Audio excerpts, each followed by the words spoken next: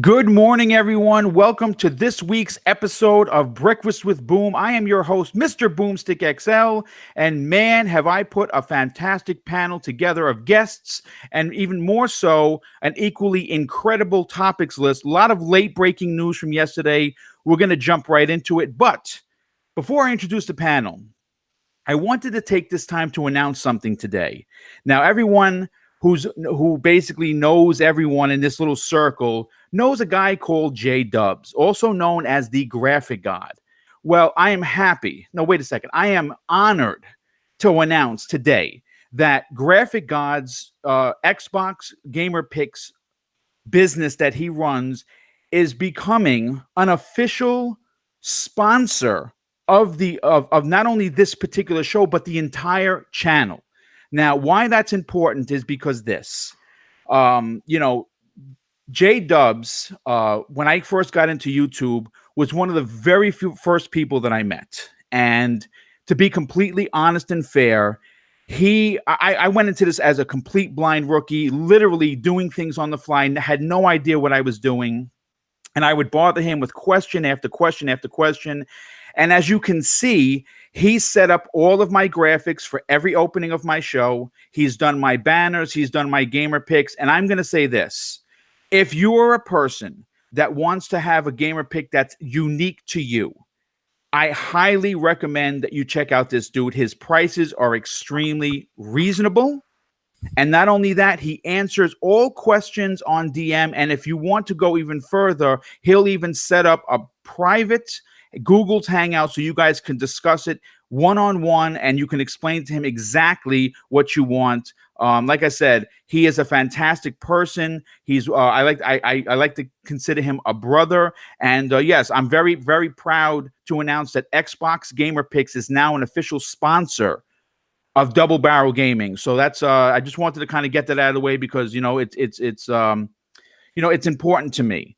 But let's get to this incredible panel. Now, first up, you know him as that raunchy guy on the Game Dosage podcast, showrunner of the Mixing It Up with Noof, and someone that you should always be inviting to your holiday dinner so it's not boring. My very good friend, Noof Nukem. Welcome, dude. Well, that was quite the intro. But boom, boom, kaboom. Noof is in the room. It is a Friday morning. Can't wait to get into the topics. Amazing panel once again. Boom, always a fantastic host and always a great chat. So I'm interested to dive into this one head first. That's how Noof always goes in head first. So nice. I love it. I love it. Well, listen, next up, he is so epic. He has his very own empire to crush everyone who challenges him. Panel member of the RDX podcast and community ass kicker when necessary. My very good friend, So Shady. Welcome to the show, my friend. Thank you, Mr. Boomstick. I got to say, I've been up all night making sure that I wasn't going to fall asleep to get here live. G-fueled out of my goddamn mind, but man, it's going to be worth it. There has been some serious news as of late. Maybe you've heard of it. I don't know. We'll see. Well, we're gonna get into that in a second because I think everyone has heard of it. Next up, making his second appearance on my channel as a panel member, of course, community good guy and someone that thinks his skills are absolutely elite. The elite gaming guru. Welcome back, dude.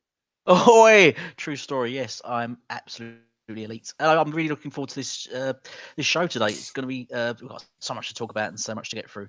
So let's get on with it. I'm really hyped. Okay, well, listen.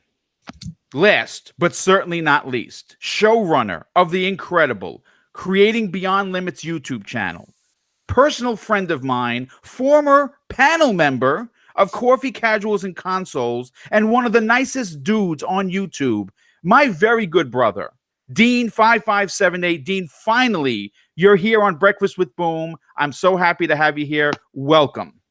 Oh, man, how long have we been talking about trying to get me on this?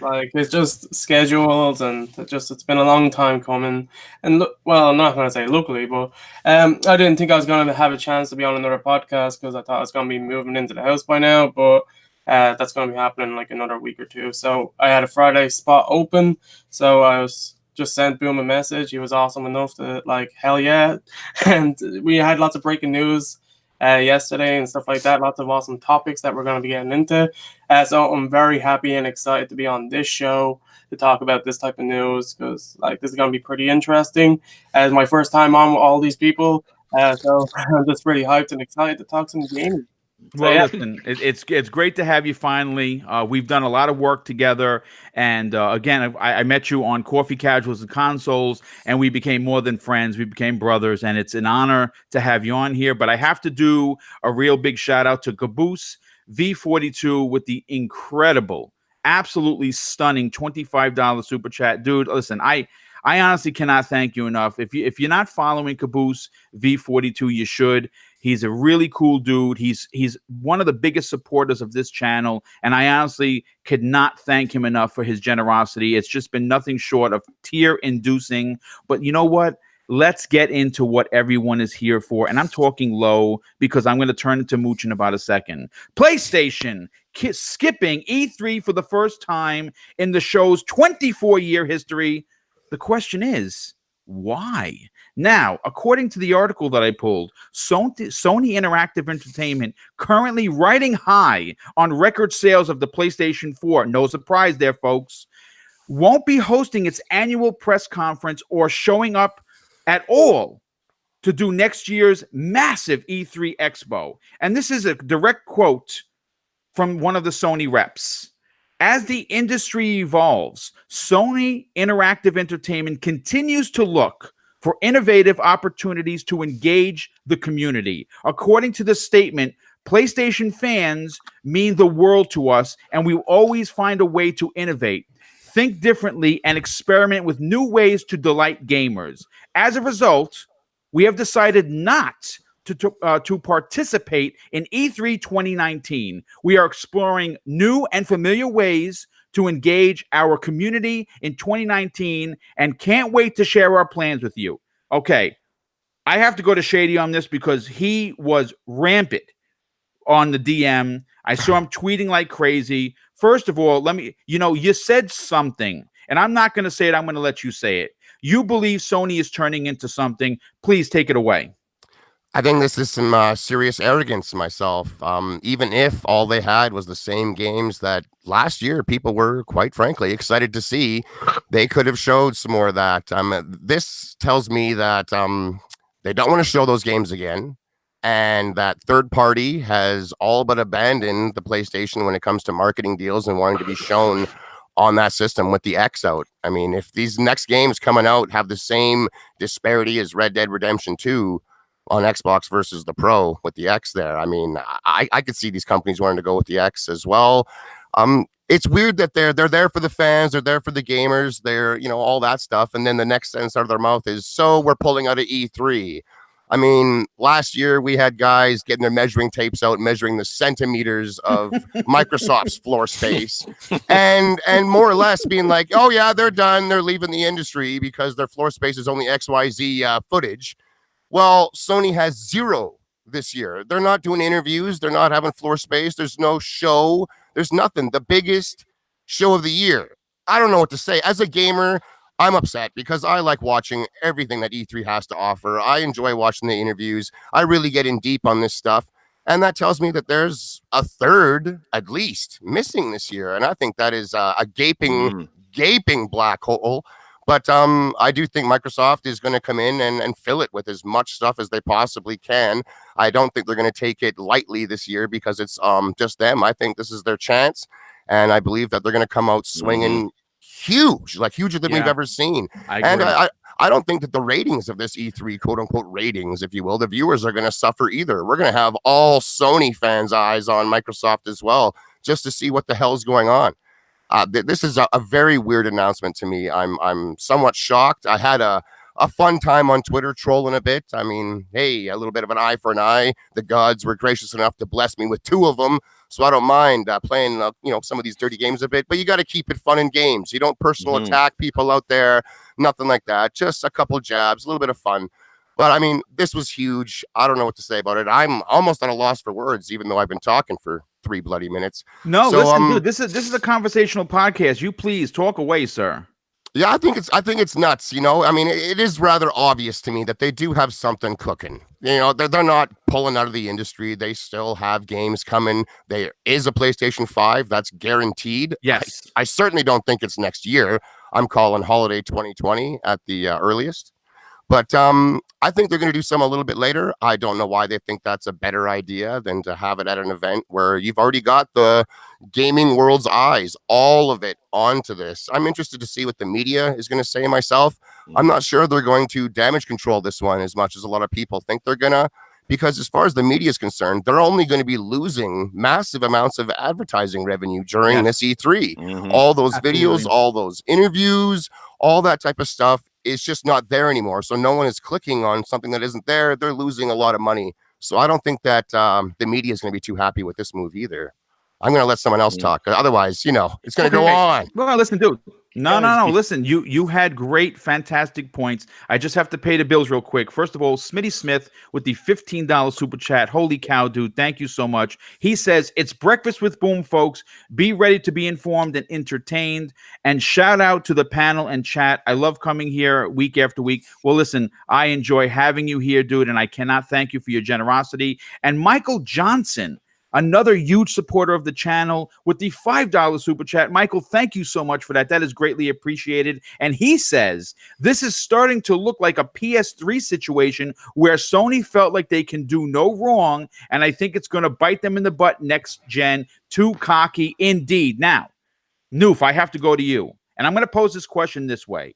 Could Sony have shot their load with all of their games, and they really don't have anything to show, because obviously they canceled PSX, but at the same time, could arrogance being be the flavor of the month for Sony? What are your takeaways from this? Oh boy, I can go all in on this one. As our good buddy K Mega would say, Sony holding the L up on this one.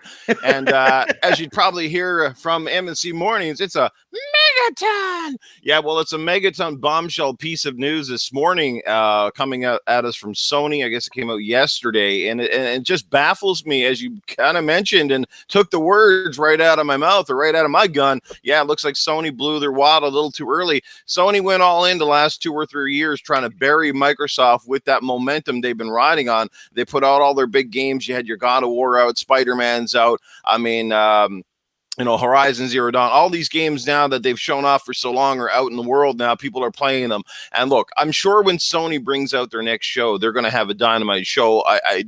I'm kind of giving them a little faith there, but at the same time, this is a loss for gamers, because no matter whether you're a Sony fan or not, it's always, I've always watched every show at E3. We're always very interested and invested to see what the future is going to hold. And, honestly, it's been deja vu for 2 or 3 years on Sony's part, because they basically been showing off the same game after same game after same game. And I think they're skipping this one highly. I don't know if it's so much as arrogance as they don't want to look embarrassed. They're tired of getting upstaged at this point by Microsoft. Sure, their exclusives are amazing. Nobody is in here are debating that. They bring out some of the best games on any console, period. And that's not a debate.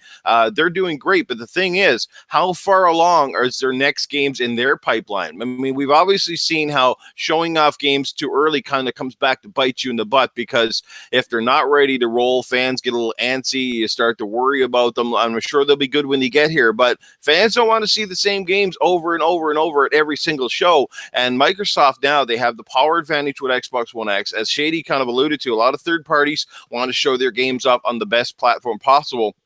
So there has been more third-party support heading to the Xbox platform and their stage. Microsoft obviously has opened up the purse strings now. They got Phil and their publications and their marketing teams going all over, getting all of these games signed and underneath their roof now, sort of a thing. So I think this is just Sony does not have enough to show. They might have 50 games in the pipeline. I'm sure they got games being built, but the question is, when are they going to be ready? When are they even showable at this point? Because they don't want to get up again, and then fans, like after E3 next year, we're still waiting 2 or 3 years away. And we're in that really weird gap right now where we're between the generations, so to speak. There's some new consoles coming at some point, and You know, coming's a good thing, by the way. But anyway, consoles, you know, they're right around the pipeline, and Sony is very hesitant now to show off PS3 stuff, or sorry, PS5 stuff too early, that sort of thing, because I think they're just kind of waiting to see now where if Microsoft will drop their cards out. And Microsoft has also kind of stated, hey, we don't want to be second place. We don't want to be losing the power advantage anymore. So again, it could be some arrogance, because look, you could bundle a fucking PlayStation with a pack of peanuts right now, and people would still run out there and buy the fucking thing. You know what I mean? Like, this absolutely. is the crazy thing. There seems to be no slowing it down. They could pack this thing in with Barbie's Horse Adventures, and it would be the greatest game in the world. The kids would just run out and snap this shit up. But you know, it is what it is, and I won't talk too long on this, but I don't know if there is probably a little bit of arrogance, because again, they've held that big lead, and I think they see that they're like, well, hey, we can come out dry and third party will carry us through. They've done it before, and they think it's going to happen again. But this is the window of opportunity right now for Microsoft to step up their game. They did so a lot last year. Last year was by far Microsoft's best E3 in years, and we're going to see more of the games we already saw, but we're going to see a shitload of new stuff with all those new studios. They're cooking up something big. It's getting ready to drop. So yeah, that's all I'm going to say. I think it's a little bit of arrogance, but mostly I think Sony just doesn't have enough to show, and they don't want to be embarrassed when they come out to this year's show if they don't have a good showing to catch up to Microsoft, because again, marketing and perception is everything in this business. We've already seen that, and it's the way you're perceived. And if somehow that the fan base starts to feel like, oh man, Sony's dropping the ball here, it could spell, I mean, that, you know, that could spell the loss of millions of sales moving forward. You never know. But anyway, I'll leave it at that. It was a bombshell of a news. I don't know why the hell they're doing it. I think it's a bad move, because this is the biggest, grandest stage of them all. Media is going to suck on this one because they got nothing to write about. All this shit. So yeah, it's just bad news for everybody. If anybody's happy about this, then you're not a gamer, because this is not something to be happy about. This is something you'd be like shaking your head at. So give yourself a shake, Sony. Cockiness is not good. It can cost you. Microsoft got cocky in the past, and it's cost them big time. So watch out, Sony. I just want to say something really, really quick before I forget here. Don't they usually show the next Call of Duties at E3? If there's no Sony, does that maybe mean that Call of Duty's back with Xbox? That's a huge marketing deal right there, man. No, that's a great talking point. There's no doubt about it. Real quick, I have to thank Himala Photo for the $20 super chat. He says, greetings from Stockholm, and it looks like it says Borgens. And I'm not sure if I'm pronouncing that correct. I could say welcome or hello, but if I messed up, I apologize. But thank you so much for that. And you know what? I want to move on to Dean. Listen, here's the thing. Sony has had in their career with the PlayStation a lot of ups and downs, right? And the PS3 is probably their worst down, if you will. And you know, obviously, then they bring out the PS4, and then what could you say about it? They're almost at 90 million. After Black Friday, they're probably going to be, you know, coming in at 91, 92 million, because they're going to have the Spider-Man bundle out there, and it's going to sell like hotcakes. But missing E3, man, I have to say that's balls of steel. Now, even if they have their own event, let's just say, for instance, that Sony decides that sometime in 2019, which I'm assuming is either going to be before E3 or after E3 during the summer, they're going to have a PS5 event in New York like they did with the PS4. And it's an hour show. It's an hour and a half. They bring out the PS5. The world goes crazy. You know, Shady, you said something really important here. When do you show? First of all, Activision, when are they going to show Call of Duty? Are they going to? Because you have to understand something. Perception, like Noof said, is the key. Is the new Call of Duty going to be unveiled at the PlayStation event that's going to upstage the PS5? Of course not. Because everything has to be, it's going to be all eyes on the PS5 and only the PS5. And at this point, yes, sure, they have a ton of developers in their roster, but they really don't have a lot to show. So there are a lot of questions. And again, folks, if you know me as a podcaster, if you know me as a gamer, I support everyone, and I'm always talking positive about Sony. This is a particular time that I have to not talk, give them the tip of the hat, because I think that they're wrong. But you know what, Dean, I want to get your point, what your point of view is on this. What are your takeaways from them absolutely skipping E3? Do you think it's a mistake? Well, yesterday when I read on Twitter, I did think it was like a joke or something. I was like, oh shit. Hello? Yes. Dean, did we lose your brother? Because it doesn't make sense for them to like. Yeah, we didn't hear you, brother. You botted out, dude. Oh, well, I was saying yesterday when this whole thing happened, I was caught by surprise. I had to double check and look it up because it's just so random to just see Sony backing out of V3 and just making this announcement coming out of nowhere. Nintendo hasn't been doing like their like E3 like Xbox and Sony have been doing it with their stage. They do their own video direct things, Nintendo Directs. So maybe Sony will do something like that. Like I don't see them going the whole year without doing some sort of event. Like if they do a PlayStation 5 event or just another PlayStation experience at some point in the middle of the year, I can see that happening. I feel like the Game Awards next month, I feel like they're going to show a little bit of something because they did cancel their PlayStation experience. So they probably had at least gameplay for Days Gone or like tease something for The Last of Us just to get people happy, even though the game's probably not close to being out, but they have no problem doing that. So the Game Awards, PlayStation, they always have a bunch of trailers to show off there. Well, it's usually a PlayStation show. There's no doubt about that. I mean, listen, if you say otherwise, then I'm sorry, you're just not reading the cards correctly. So carry on, my friend. Yeah, so I feel like something like that's gonna happen. Like they'll show something at the Game Awards just to keep people. They announced this now, but the whole E3 not happening. So that when December comes and they see something, it'll kind of be forgotten about. It'll be talked down, and then they'll probably show something around E3 or something just to be like, look, we're still doing something. Or they would have already announced the date for something that they're doing, like their own show. Maybe they think they're bigger than E3. They're like, hey, we have nearly 100 million consoles sold. By that point, they probably could. Who knows? This is our thing. We're doing it. We're announcing the new PlayStation console here. This date, be there now, blah, blah, blah. It is just a big surprise. I was disappointed.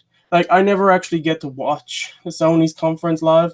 I always watch Xbox's, but Sony's time is always it's usually very late. Yeah, so for you it's super early in the morning. Yeah, and I'm like, no, Xbox sometimes just be at 9 p.m. or something like that. It's that's reasonable. But 4 in the morning, yeah, good luck.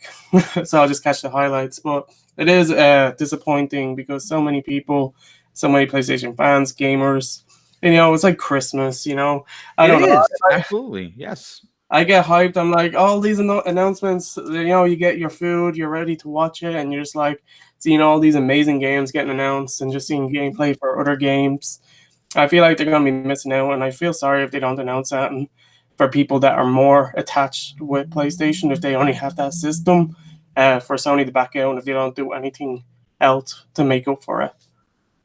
Well, you're 100% right, and it's definitely, there's no doubt about it that it is a head scratcher for sure. But real quick, Marco V with the $15 super chat, and he says something really interesting.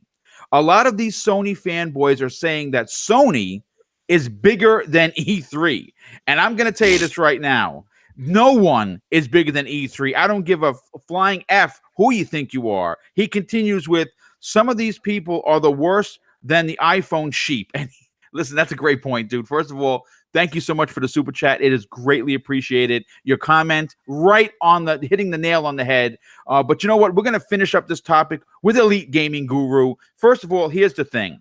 Sony isn't bigger than E3. And being an old school gamer like myself, I love the way that they put out their single player first party games. They're the reason why I own a PS4. There's no doubt about it. And usually during these events, during the E3 events, they put a heavy emphasis on a particular title or two that's going to be single player, story driven, adult themed game, which rings great for me. And I sit there salivating at the screen, but I'm not going to be able to do that this year.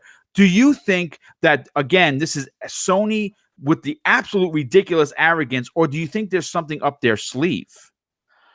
Wow. Well, firstly, I have to say them putting out is absolute genius because only Sony, whatever they do, can be genius, right? In the media's eyes. I Um, agree. but I think it's a mixture of arrogance and I mean to say you're bigger than E3 has got to be or if anyone to suggest that it's just got to be the most arrogant thing to say. Um, but I think it's fair. I think they've blown it. I think they've already shown their cards, which they always do, way ahead of schedule. The past few E3s and Gamescoms and every conference they've been, they've pretty much just copy pasted. The only thing that's Yes, changed is the correct. band. Basically, they've had a flute player, they've had a banjo player, they've had. It's the only thing that seems to be mixing it up.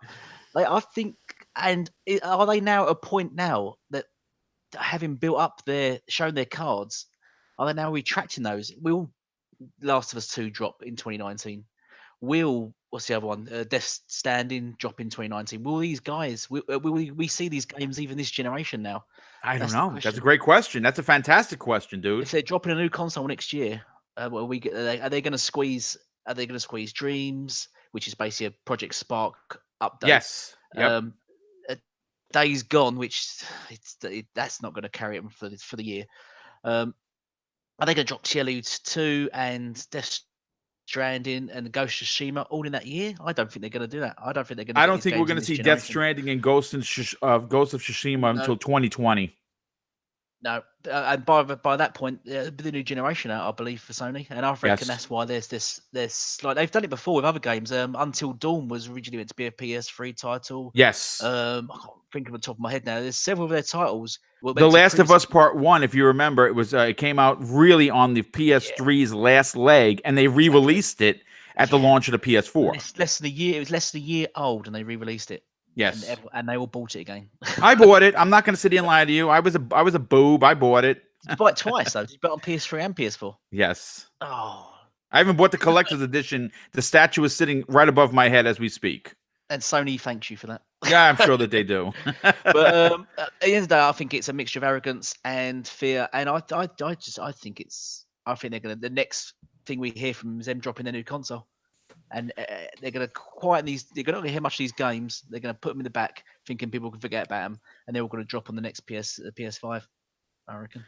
Well, I mean, you're right. You hit on all points. A great talking points, no doubt about that. Listen, I'm gonna round it out with this. Oh wait, before you do that, I have a theory. Please go ahead, Dean. Go ahead. I believe they started like a fund, to save money, canceling this event. They're putting the money into that to start saving so they can buy a studio. Yeah. They can't squander that's a serious trade-off. No E3 to buy a studio unless it's like Rockstar or start saving now, I mean, look, what you have to take away from this is that there's a couple of points that I have to bring up before we move on to the next topic. All right, because we're already rolling into 30 minutes, which is what I predicted. Because this is a big topic, and I don't rush to anything because I want to hear everyone's point. I want to hear what the chat has to say because they're important just as much as anybody on the panel. The thing is this: you cancel PSX, you don't attend Paris Game Week, right? It may not be big for America, but it's big for the European market, right? Right, they kept touting. Remember a couple of years ago, right? PSX, Paris Game Week, Sony, we're the kings. They were there, banners, people running around in blue tights all over the place, right? So they cancel PSX. They don't go to Paris Game Week. And on top of that, now they're backing out of E3. Folks, so let me just say this. I'm not an alarmist by any stretch of the truth, but there is something seriously wrong here. And I'm going to say this. If you're a Sony fan, please don't think I'm attacking you because I'm a Sony fan. Okay, I'm pissed. I'm disappointed. But I'm going to tell you this right now, live on the air. If anyone, and I mean I don't give a shit what flag you fly, if you try to defend this move, I don't even want to hear from you. Your opinion is your opinion, but I'm not even going to comment on it because there is no damage controlling this. And someone said in the chat, and I don't remember who it is, I have to go look at this. Apparently, Greg Miller was trying to damage control this. And, obviously he's Sony fanboy number one. And I like Greg Miller, but that is unacceptable in any stretch of the truth. Oh, he I called it just like think bold and like just short of Really brilliant. He was using a lot of words to say this is a very brave, bold, and something awesome. it could be just something as simple as that they just don't want to go side by side with Microsoft this year at E3. Right. They just don't want to go. Everybody on this panel and everybody in this chat knows Microsoft pulled the same shit right now. This would, the internet would have broke, dude. would be the end of the world. We'd be taking an L so bad our ass would start to look like a fucking like a polygon here. It would. I mean, like, and Would have been things. the rest of the industry is not taking E3 off. This is going to be huge for Microsoft because that means every single game we're seeing has got to be marketed with them. Why would they market with Sony and show it off there? It makes no sense. And they're not doing their big games with Nintendo. It's going to be the year of Xbox. This is going to be big, guys. I'm hyped. I'm excited. Not that Sony's not there, but that the opportunity for Microsoft to really shine is finally here. Like, it's time. Dude, first of all, great points, dude. And before we move on, I have to elaborate on it because everyone keeps bringing up fantastic points. See, here's the thing: they pull a no PSX. What does Microsoft do? Yeah. XO18. Now, it might not have been everyone's show, but like I said in before we went live, you know, there are a lot of things that people aren't talking about. Sure, we didn't get a Fable announcement. Sure, we didn't get a Killer Instinct or a Banjo announcement. And I'm disappointed on those particular two more specifically because I'm big fans of those two rare titles. But we did get a massive show of third-party support, all of which are marketing deals. One of the biggest talking points in 2017 for me personally as a YouTuber was why are they pulling away from marketing these games? Well, guess what? They answered Boom's prayers. They were marketing left and right and some of the biggest titles, right? So, and there's a couple of topics I'm not going to get into right now. Later on in the show, we're going to talk about some smaller announcements that other people don't happen to mention. But you know what? Let's move on. Yeah, let me just sum this thing up in one amazing neufism, and this will make you understand. If you're at the strip club, you would rather see the same old titties than no titties at all. Am I right? No. Well, you know what? No. Listen. I don't think anyone does not want to see boobs, but you know what? It's fine. Show me your boobs. Listen, I hear you, and you know what, Noof? That's a perfect Noofism. You should get a shirt that says Noofism and make some money on the back end of this because there are so many of us that come up with these quips and we don't get paid for it, and other people use them. But real quick, before the next topic, a big thank you. A giant shout out to Al Hogan with the $20 super chat. Al, thank you so much. It is greatly appreciated. He says, big fan of your show, Boom. Keep the content coming. From you, brother in blue, I got your 6. Well, you know what, dude? I know what that means. And you know what? That just gave me goosebumps because it's been a long time since I put on the uniform. And every day I goes by, I miss going out and helping people. It was the greatest job of my career. I got to meet so many amazing people, and to say that I protected the city of New York and its residents for over 20 years, it just brings a tear to my eye because I do miss it. But let's move on to the next topic involving, of course, Xbox. Making gaming more inclusive is the title of this particular article. The Xbox adaptive controller is not only turning heads, but guess what, folks? It just made the cover of Time magazine, and guess what? That's a big effing deal. Here's a little quip from the article. For people with limited hand and arm mobility, it can be tough to play video games, which are generally controlled using small buttons and joysticks. And while some gamers and small companies have engineered hacks, major gaming companies have largely remained on the sideline. That, of course, is until now. The adaptive controller was released in this country for a price of $100. And it basically gives, let me just say this. I'm going to stop reading the article because I want to talk from the heart. This controller changes people's lives, folks, okay? Because guess what? If you have 2 hands and all your fingers and your arms, sometimes during those real tough days, whether it's a tough day with your spouse, tough day at work, financial problems, sometimes sitting in front of the screen for 2 hours playing your favorite game just takes it all away. And that is commonplace for most people. But for some, it's a challenge even more to play. And Microsoft has answered the call. And I was really happy to see that Chris let me see if I get it right. I don't want to Kajorski, who is one of the main developers of this incredible controller, is out there talking about it. And you know what? This is the question that I have for the panel.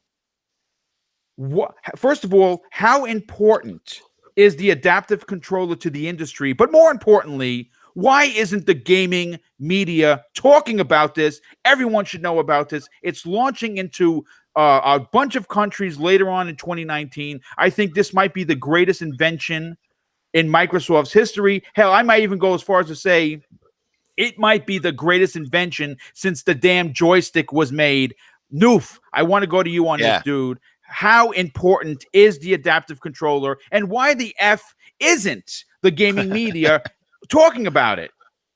Well, first off, we don't often see Microsoft get compliments from certainly their competitors, but or people surrounded by the competitors. But Cory Barlog, the lead developer, lead director of God of War, people might know, he complimented them on a fantastic controller, and I think he gets it. And I think gamers get it, but I'm not sure all the media quite gets the magnitude of this controller and what it's going to do for people who have sat by and watched the rest of us play on our favorite games on our consoles, because we take it for granted. That's the thing. We take gaming for granted in every facet. We take it for granted. We can come home, sit on our couch in front of our big screen TVs and play this. But you know, there are thousands, if not millions, of gamers out there who've longed to play their Xbox or play a PlayStation or a PC or whatever it might be, but just never had the means. They've always either had to go out and buy really expensive gear or get somebody to modify things. And, you know, that's got to be a pain in the ass. And finally, they're giving at least some recognition and giving some sort of option for them, and it's huge. Like I said, it's a game changer. It's a life changer for them. And you know, for a big company to invest so heavily in R&D for a very small portion of the market, in essence, right? It's a small portion of the market this controller is going to cater to, but it's huge. You know what I mean? It's huge. They could charge $500 for this thing and it'd be worth every penny, because those people, this is a game changer, a life changer for them. They can finally start up games and play. You know, I'm sure they've got a lot of modifications and testings to go, but this is a huge step forward for them, huge step forward for the industry. And it's always nice to see, and this is not surprising, that Microsoft takes the bull by the horns and fucking brings it, while everybody else stands idly by counting their money, because that's all they're concerned about. Like, hey, Microsoft's concerned about money, and they're probably going to make some money on this controller. You don't do nothing for nothing.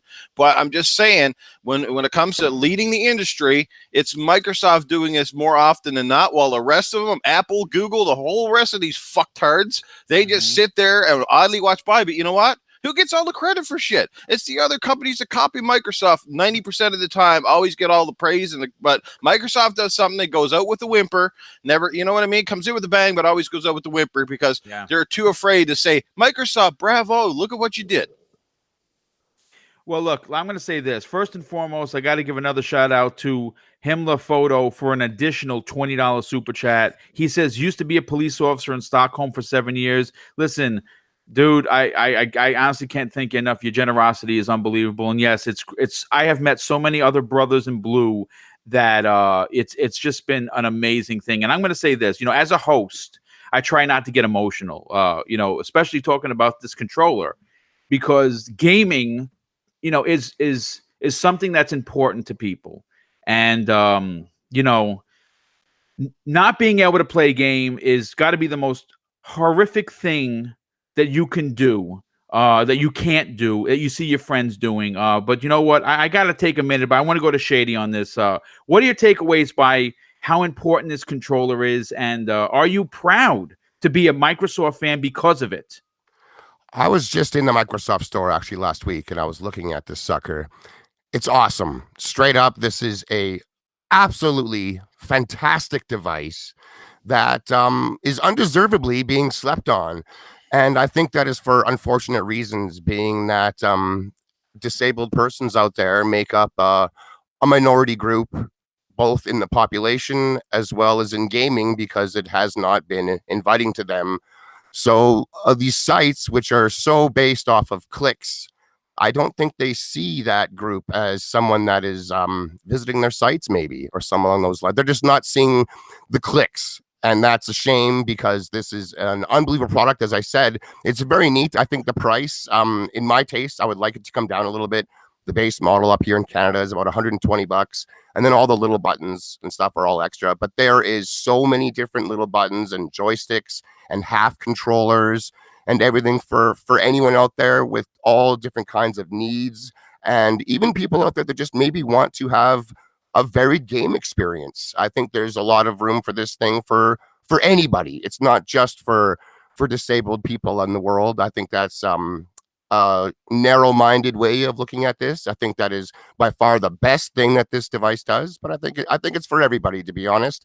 And when it comes to playing games, I can only speak for myself, but it is the most liberating activity I've ever found. I'm not a race car driver.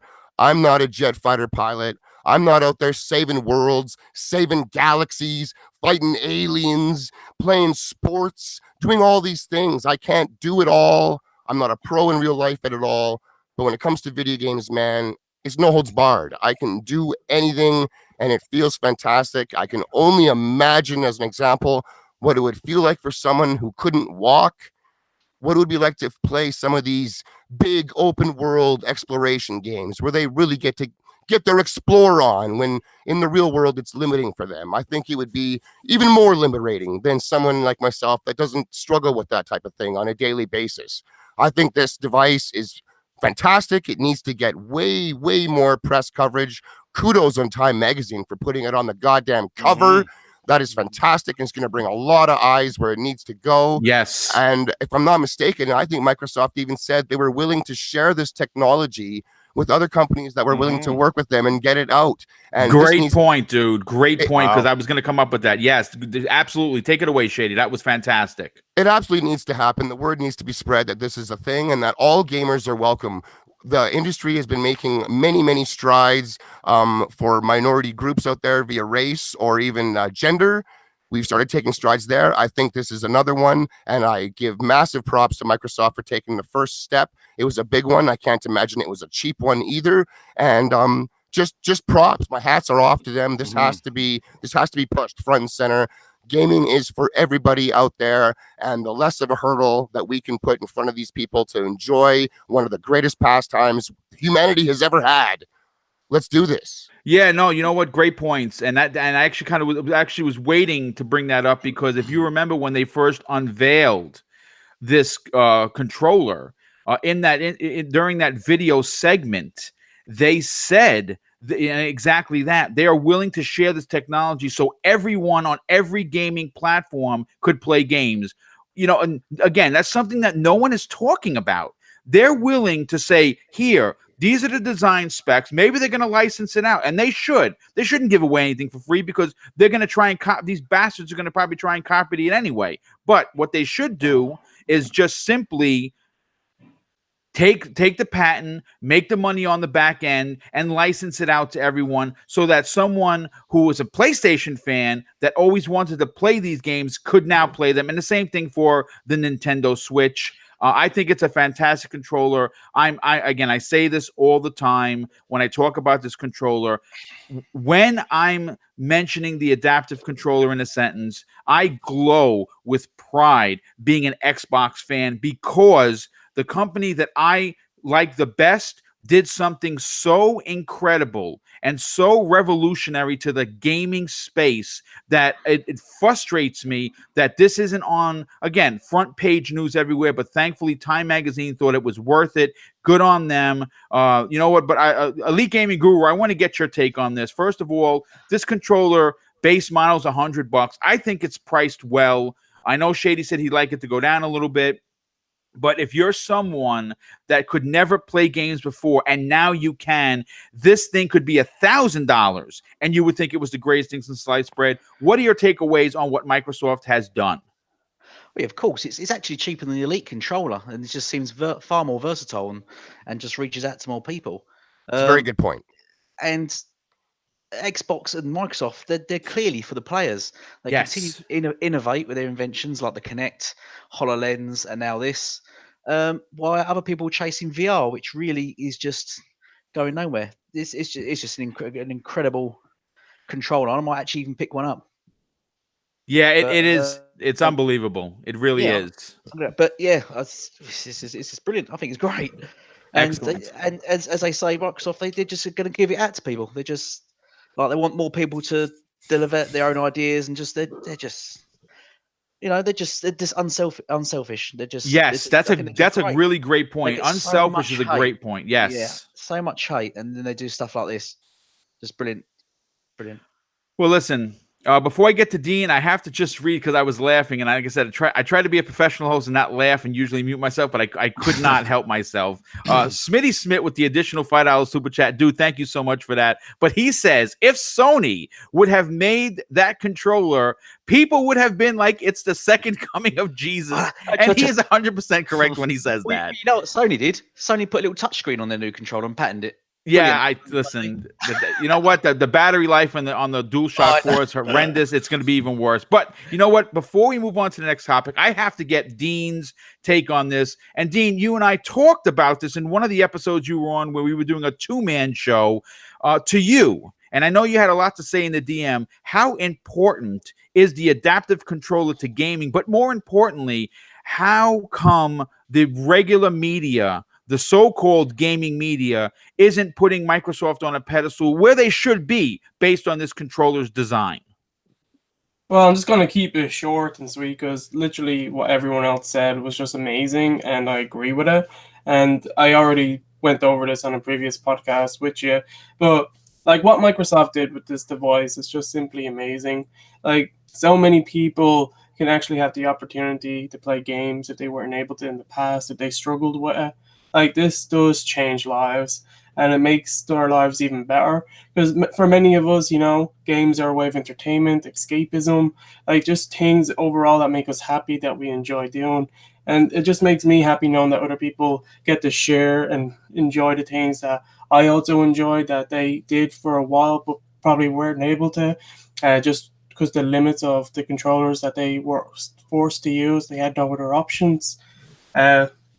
So the way Microsoft is doing this, and like I said before, I think I remember seeing that they've already said that they're taking a loss on the price of the controllers because they are like pretty cheap. Like I know they're expensive, but they're cheap enough for just what you're getting out of them, and I think that's amazing. I like if it does go a little bit cheaper, that's better for the consumers in general. More people will be able to get them. But yeah, like for the reason why it's not getting picked up on, unfortunately, just is because it's Microsoft and they have a stigma against them with the media. For some reason, if they do anything right, it's just looked the other way until someone else copies it, and then that gets highlighted, like Microsoft's didn't begin with or exist even.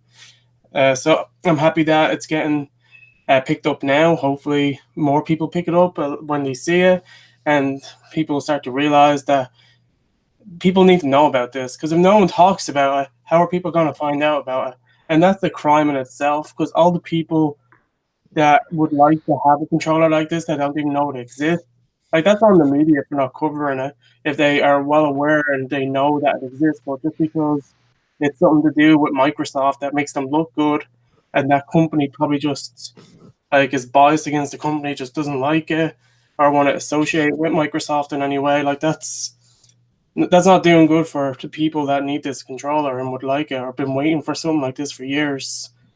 Well, I don't know. I mean, listen. I'm going to say this right now. If that news ever got out that Sony didn't want to take the patent, and pay the patent, because that's what they would have to do. They would have to license out the specs, and by all means they should.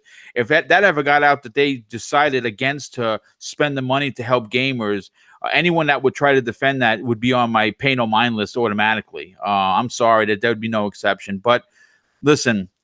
This is a great topic, one on which I got a little bit emotional midway, but I'm ready to move on to the next topic because I think that everyone has had really great talking points, and again, not many podcasts are talking about this. I wanted to make sure that I was one of them, so I hope everyone in the chat enjoyed it. And let's move on to topic number 3. And Microsoft drops a bomb at XO18, and guess what? No one is talking about it because guess I'm so excited. I've been really banging the drum to see this return. The best program since Xbox Live's inception is coming back, and that is Xbox Arcade, and they're launching it. They're relaunching it, the brand, this winter with Winter of Arcade, and I couldn't personally be happier. Some of the most incredible and original titles found their way to millions of gamers through this program. But before I get into the panel's thoughts and opinions, I just kind of want to return to Xbox Arcade and just go over the quick list of titles to kind of refresh people's memories of what's come to this program. In 2008, we had Bionic Commando Rearmed, Braid, Castle Crashers, Galaga Legions, and Geometry Wars Retro Evolved 2. 2009, just as good as a year, might have been better. Marvel vs. Capcom 2, New Age of Heroes, Shadow Complex, Explosion Man, Teenage Mutant Ninja Turtles, Turtles in Time Reshelled, and Trials HD. 2010 saw another fantastic year. Castlevania, Harmony of Despair, Hydro Thunder Hurricane, Lara Croft and the Guardian of the Light, Limbo, and Monday Night Combat. 2011, Bastion, From Dust, Fruit Ninja Connect, Insanely Twisted Shadow Planet, and Toy Soldiers Cold War. 2012, my personal favorite year, Deadlight, Dust, An Elysian Tale, Hybrid, Tony Hawk's Pro Skater HD, and Racketeer, which was a fantastic Kinect game that no one knows about. 2013 was the last year, and it was a good one. Teenage Mutant Ninja Turtles, Out of the Shadows, Flashback, Brothers, A Tale of Two Sons, which was fantastic, and Charlie Murder. Now, these titles transcend the Xbox 360 days, and I was a huge fan of this program. Noof, I want to go to you on this. First of all, we as fans, we don't have to wait until summer. They're bringing back the Winter of Arcade, which I think is fantastic. What are your takeaways of Microsoft returning to an old school way to show off smaller games on their Xbox Live store? Well, I mean, for me, it's not a big deal, Okay. honestly, just because I'm not a huge indie game fan, period, right? I didn't care for, I'd say, 80% of most of the stuff that they shoveled out back on the old Summer of Arcade days and vice versa. But the positive part of this is those games will now get more promotion, much like they did back in the Summer of Arcade. And it'll be a little easier to weed out some of the really standout titles from the hundreds of indie games that seem to be flooding the marketplace these days. Because honest to God, guys, just go into the Xbox marketplace, the PlayStation marketplace, or Nintendo's marketplace in particular, and tell me how many of those damn games are coming out each and every week that you've even ever heard of. Because every time I go in, I'm like, what the fuck is this? What is this? What is this? Like, you know what I mean? And it's kind of sad because a lot of indie companies are trying to find a little bit of space. And sometimes the only way they can do it is either to either give away their game for free, they offer it up extremely cheap, or they have to wait for a big marketing push to get it out there, or word of mouth in some cases, like Hyper Life Drifter and a few of these other games that are kind of standouts for people, but weren't overly pushed. So to me personally, I just think the market right now is flooded with indies. I mean, there's a lot of good ones. They've come a long ways from where they were. I mean, a lot of guys, even people that are doing the whole game by themselves, are doing phenomenal. Tunic, which is coming out soon for the Xbox, apparently is being made by one guy. It was highlighted by the XO show. And that's just phenomenal. You know what I mean? And you wish them all the best, because a lot of these indie guys, they go on to make bigger, better projects in the future with a little more money and a bigger team. But mostly, like I said, this is a great way to highlight some of the standout titles. And I think it's a bonus for gamers, because if I'm due correct, like the old Summer Arcade, if you buy more than one, there's incentives for buying, say, 2, 3, or 4 of those games. Because you get free stuff or you get discounts or whatever. So, like I said, it's not a bad thing. For me, the penis meter doesn't go up at all. What? Listen, okay, and I say this all the time. Not every game is for every gamer, and that goes for every program, right? Like every service-based program for the Nintendo Switch or for the PS4 or the Xbox is not going to be for everyone. And if obviously if Winter or Summer of Arcade is just not your thing, I hear you. For me personally, it's definitely it gets me excited, because like I said, I don't need an $80 million game to be impressed by the graphics or the control or the story. Perfect example of that. One of my favorite games from the 360 era happened to be on the 2012 list, Deadlight, which was like a Metrovania with zombies, absolutely fantastic, and Dust and Elysian Tale, which by the way was made by one dude, and it was just completely fantastic. But you know what? Perfect points. No, again, whether you like it or you don't, they do have something for everyone, and I absolutely understand your point. But Shady, I want to go to you, dude. I'm a big arcade game fan, if you will, call them that arcade, like from the 360, the smaller indie titles. I've been gaming since like the Coleco and the Intellivision and stuff, so I've got a big nostalgia bug when it comes to some of these indie games. They remind me a lot of the older games. They just play better and look better. So I'm excited that Microsoft has decided to bring back the quote unquote winter of arcade, they're calling it this time. But I love that promotion back in the 360 days. Not only were they typically a little bit higher tier indie games that a lot of people were interested in, but when you started to buy multiples of them, you started to get discounts. And I think it was like if you bought 3 out of the 4, the 4th one was free, stuff like that, which I'm a big fan of saving my money whenever I can. I like that kind of thing, you know, like I remember still getting Geometry Wars on the 360 when it was early, and this game called Wick, where you play as this little frog dude and you're hopping around eating flies and stuff. Like, I'm not always in the mood for a massively deep 120 plus hour campaign or in your face deathmatch and stuff. It's nice to be able to kick back on the couch and play something that reminds me of when I was in my teens and a little bit earlier, and something that you can actually beat in a decent amount of time without having to put like 2 full work weeks into the sucker. You know what I mean? So Yeah. I'm all on board for it. I can't wait to see what they have. If I had to predict, I'm hoping it's going to be Ashen, The Last Night, Below, and I don't remember the name of it, but if you recall that E3, they had a little indie game where your guy was walking around side scroller and he had like a guitar and he was playing the guitar to fight the bosses and do everything. I would like that. That game has been delayed. If I'm not mistaken, I thought it was supposed to launch with the X. So I'm wondering where some of these indie games that we saw at E3's past are, and I'm hoping that some of those standouts are what they're talking about and hinting at here. Well, you know what, dude? You again, great points. You know, and you're absolutely right. It doesn't. Sometimes you just don't want to spend 3 hours riding a horse across the desert. Sometimes you just want to put on a game, chill for 45 minutes while dinner's cooking or something, and maybe unlock a couple of achievements. I agree with you. I'm an old, again, obviously everyone knows I'm an old school dude, so I really appreciate these smaller titles. But like I said, for me personally, some of the smaller titles have been the biggest in the Xbox 360 days for me personally. But Elite Gaming Guru, for you, do you find that this is something that's good for Microsoft to bring back, or is it something you'll look to pass on? I think it's benefits more. I think it's, once again, it's very positive and very great for the development teams of these smaller indie titles, because everyone starts off small. You know, no one comes out AAA, and if you're going to support them at that level as they do develop and grow, then it can only be positive then for Microsoft, and that's probably what they're seeing. They're looking into the future, these development teams. I love the old arcades. I was raised. I'm 44 as well, so I was raised around this kind of stuff. Will I go back to them now? I'm not sure. Are they all going into Game Pass? Are they, or is it you have to buy them? You know, all they mentioned was that it's Winter of Arcade. I don't know, because they're not first party. Now, it is possible, but if they're bringing back Winter of Arcade, they're probably looking to sell them. Again, I don't know what their mindset is. That's actually a fantastic question. I didn't even think about that. That's something I'm going to reach out. That'd be fantastic if they dropped them in.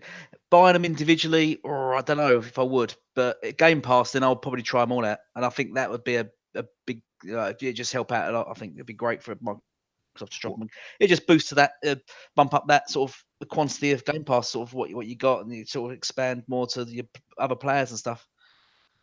Well, yeah, you're absolutely right, and like I said, you want to see the small companies. Know, when we say indie titles, I think sometimes some people in the industry think of it as a dirty word, and it's not, because as big as 343 Industries is, right, as big as someone take any developer, they all start out with a small game.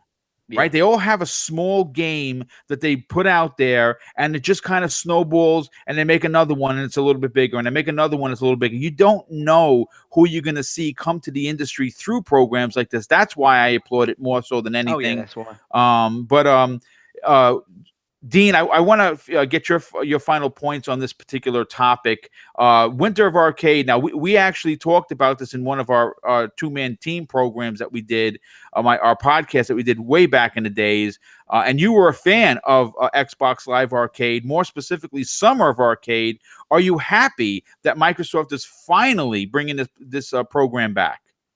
Oh man, like I am so hyped and excited. With Summer of Arcade and the Winter of Arcade, like I nearly bought most of the games that are always available during the year. There'd probably be only like one of them, maybe two, that don't interest me that much.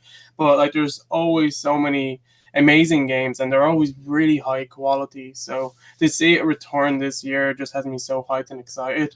And the fact that we already know, like, it's not a well-kept secret that Ashen is definitely going to be one of them.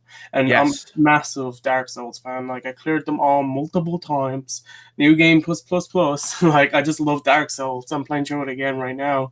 Like, and Ashen is, like, a very similar Dark Souls type game. And I'm so hyped for that. And one thing that has been confirmed with that game specifically is that game, when it does come out, it will be released in Game Pass. Like that has been reconfirmed only recently by developers, so you don't have to worry about buying that one if you can't afford to get all of them. At least that one is guaranteed to be in Game Pass.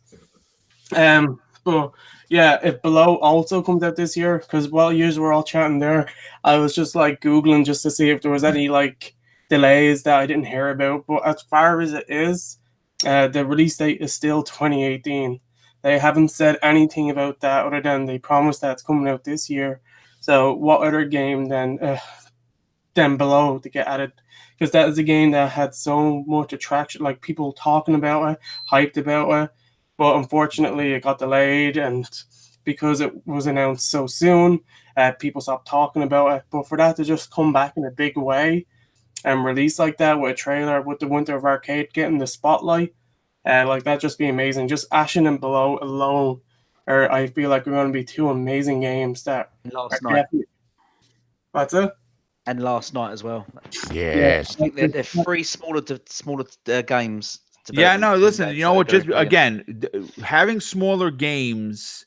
You know, I talked about this yesterday on the podcast I do with the Welsh Gamer. You know, the Xbox Factor podcast. I made mention of this, that Matt Booty had made a statement that you know, there's got to be a place for all games. You know, just because, you know, you have your end of the spectrum AAA $1 billion game, you have your indies and the double A's, and going back to this program, indies have a place. Indies, some indies have become, you know, when you look back at your gaming career and you think about when you first started, and you think of a game like for me, I think of Super Mario World. That rings true. It wasn't an indie game, but it was, you know, it was a smaller, you know, a Mario game as opposed to what they come out with now. Well, obviously that was brought forth through the original 8-bit Mario, and it started somewhere small. And again, I really like to push this program because you just don't know who's going to be the next big naughty dog. And you know what? They could come to this program and then eventually become a first party or a second party dev for Microsoft. So I'm very excited. But you know what? I want to move on to the next topic. And I think I just wanted to say, since they're announcing all the games at the Games Award show next month, how amazing would it be, or likely do you think that during the trailer montage that they love to do, that they're going to announce that all the games will be coming to Game Pass? Because they were talking about that they do want these indie type games to flow into Game Pass, so it's getting constantly updated with new games to keep people wanting to stay subscribed. Like if Summer of Arcade and Winter of Arcade became a main thing every year, and we know that every game is going to be getting added to Game Pass one a week, every week as they're coming out. Like, wouldn't that be such an amazing service for Game Pass? It would, and it would open up more options. You've either got the Game Pass for those games, you can buy just the game or two you're interested in, or you get them all, and they said you get some kind of a deal or a discount involved. I mean, the options are great. It's fantastic, and I like that idea. The Game Awards is a big show, so I feel like It is a big show. It is. Well, it's the only gaming show of its kind. And even though I like to put Jeff Keighley on the burner for what he did last year with the leak of the Xbox One X price, which I thought was a real scummy thing to do, I still have to give the guy credit. He does work really hard for the industry. He does love the industry, and this is the only award show that we know of. So yeah, that's actually a really great point, Dean, about this montage. And real quick, before we move on to the next topic, though, Michael Johnson, thank you so much with the additional $5 super chat. He says, Boom, I listen to you a lot on YouTube, on the podcast, i.e. Xbox Nation, RDX, Crossfire, etc. And yours is one of my favorite. Thanks so much to you and the panel. Well, listen, dude, thanks so much to you and everybody in the chat that you take the time out of your day to come hang out with me a few times a week. It is greatly appreciated. For me personally, doing these shows, talking about games, getting to meet this amazing group of panel members I keep having each and every week, and of course, everyone in the chat is a joy and a dream come true for me personally. I've always been a gamer since 1978. Yes, folks, I'm that old. And you know what? This is a dream that you guys are helping me push along, and it's I'm always going to be grateful for that. But you know what? Let's talk about something that I'm super stoked for, and that, of course, is Crackdown 3. Yeah. Yes, and I knew you were going to get excited for this. There was a recent 45-minute video that went up showing the destruction in all its glory, and I have to say this. Finally, we get a proper look at Crackdown 3's much wondered about multiplayer mode in action. And you know what? It appears that not only is it legitimate, not only did Microsoft really just let it all hang out during XO18, they proved all the naysayers wrong. And you know what?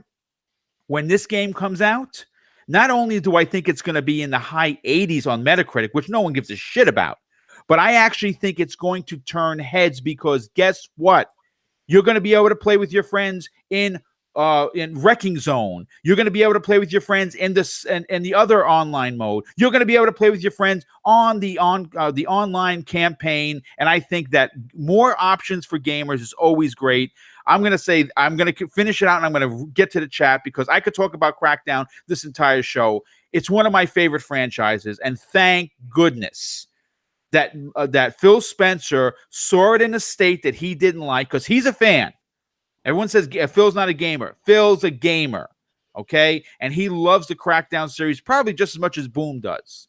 And if I haven't met the man, the first question out of my mouth is, are we getting a Crackdown 4? Because I want to know about it. But Noof, I want to go to you, dude.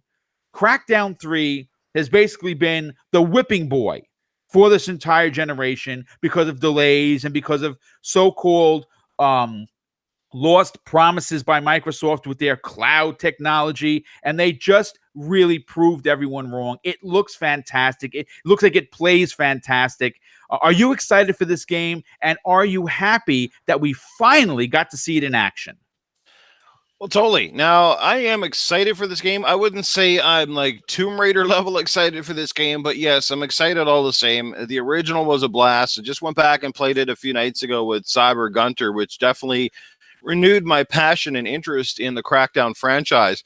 And by the way, if you guys got an Xbox One X, go back and play that game on that console because, man, did it ever get an upgrade. It looks a lot better than it did on the 360, that's for sure. But look, as far as the new game, it's like anything, time will tell.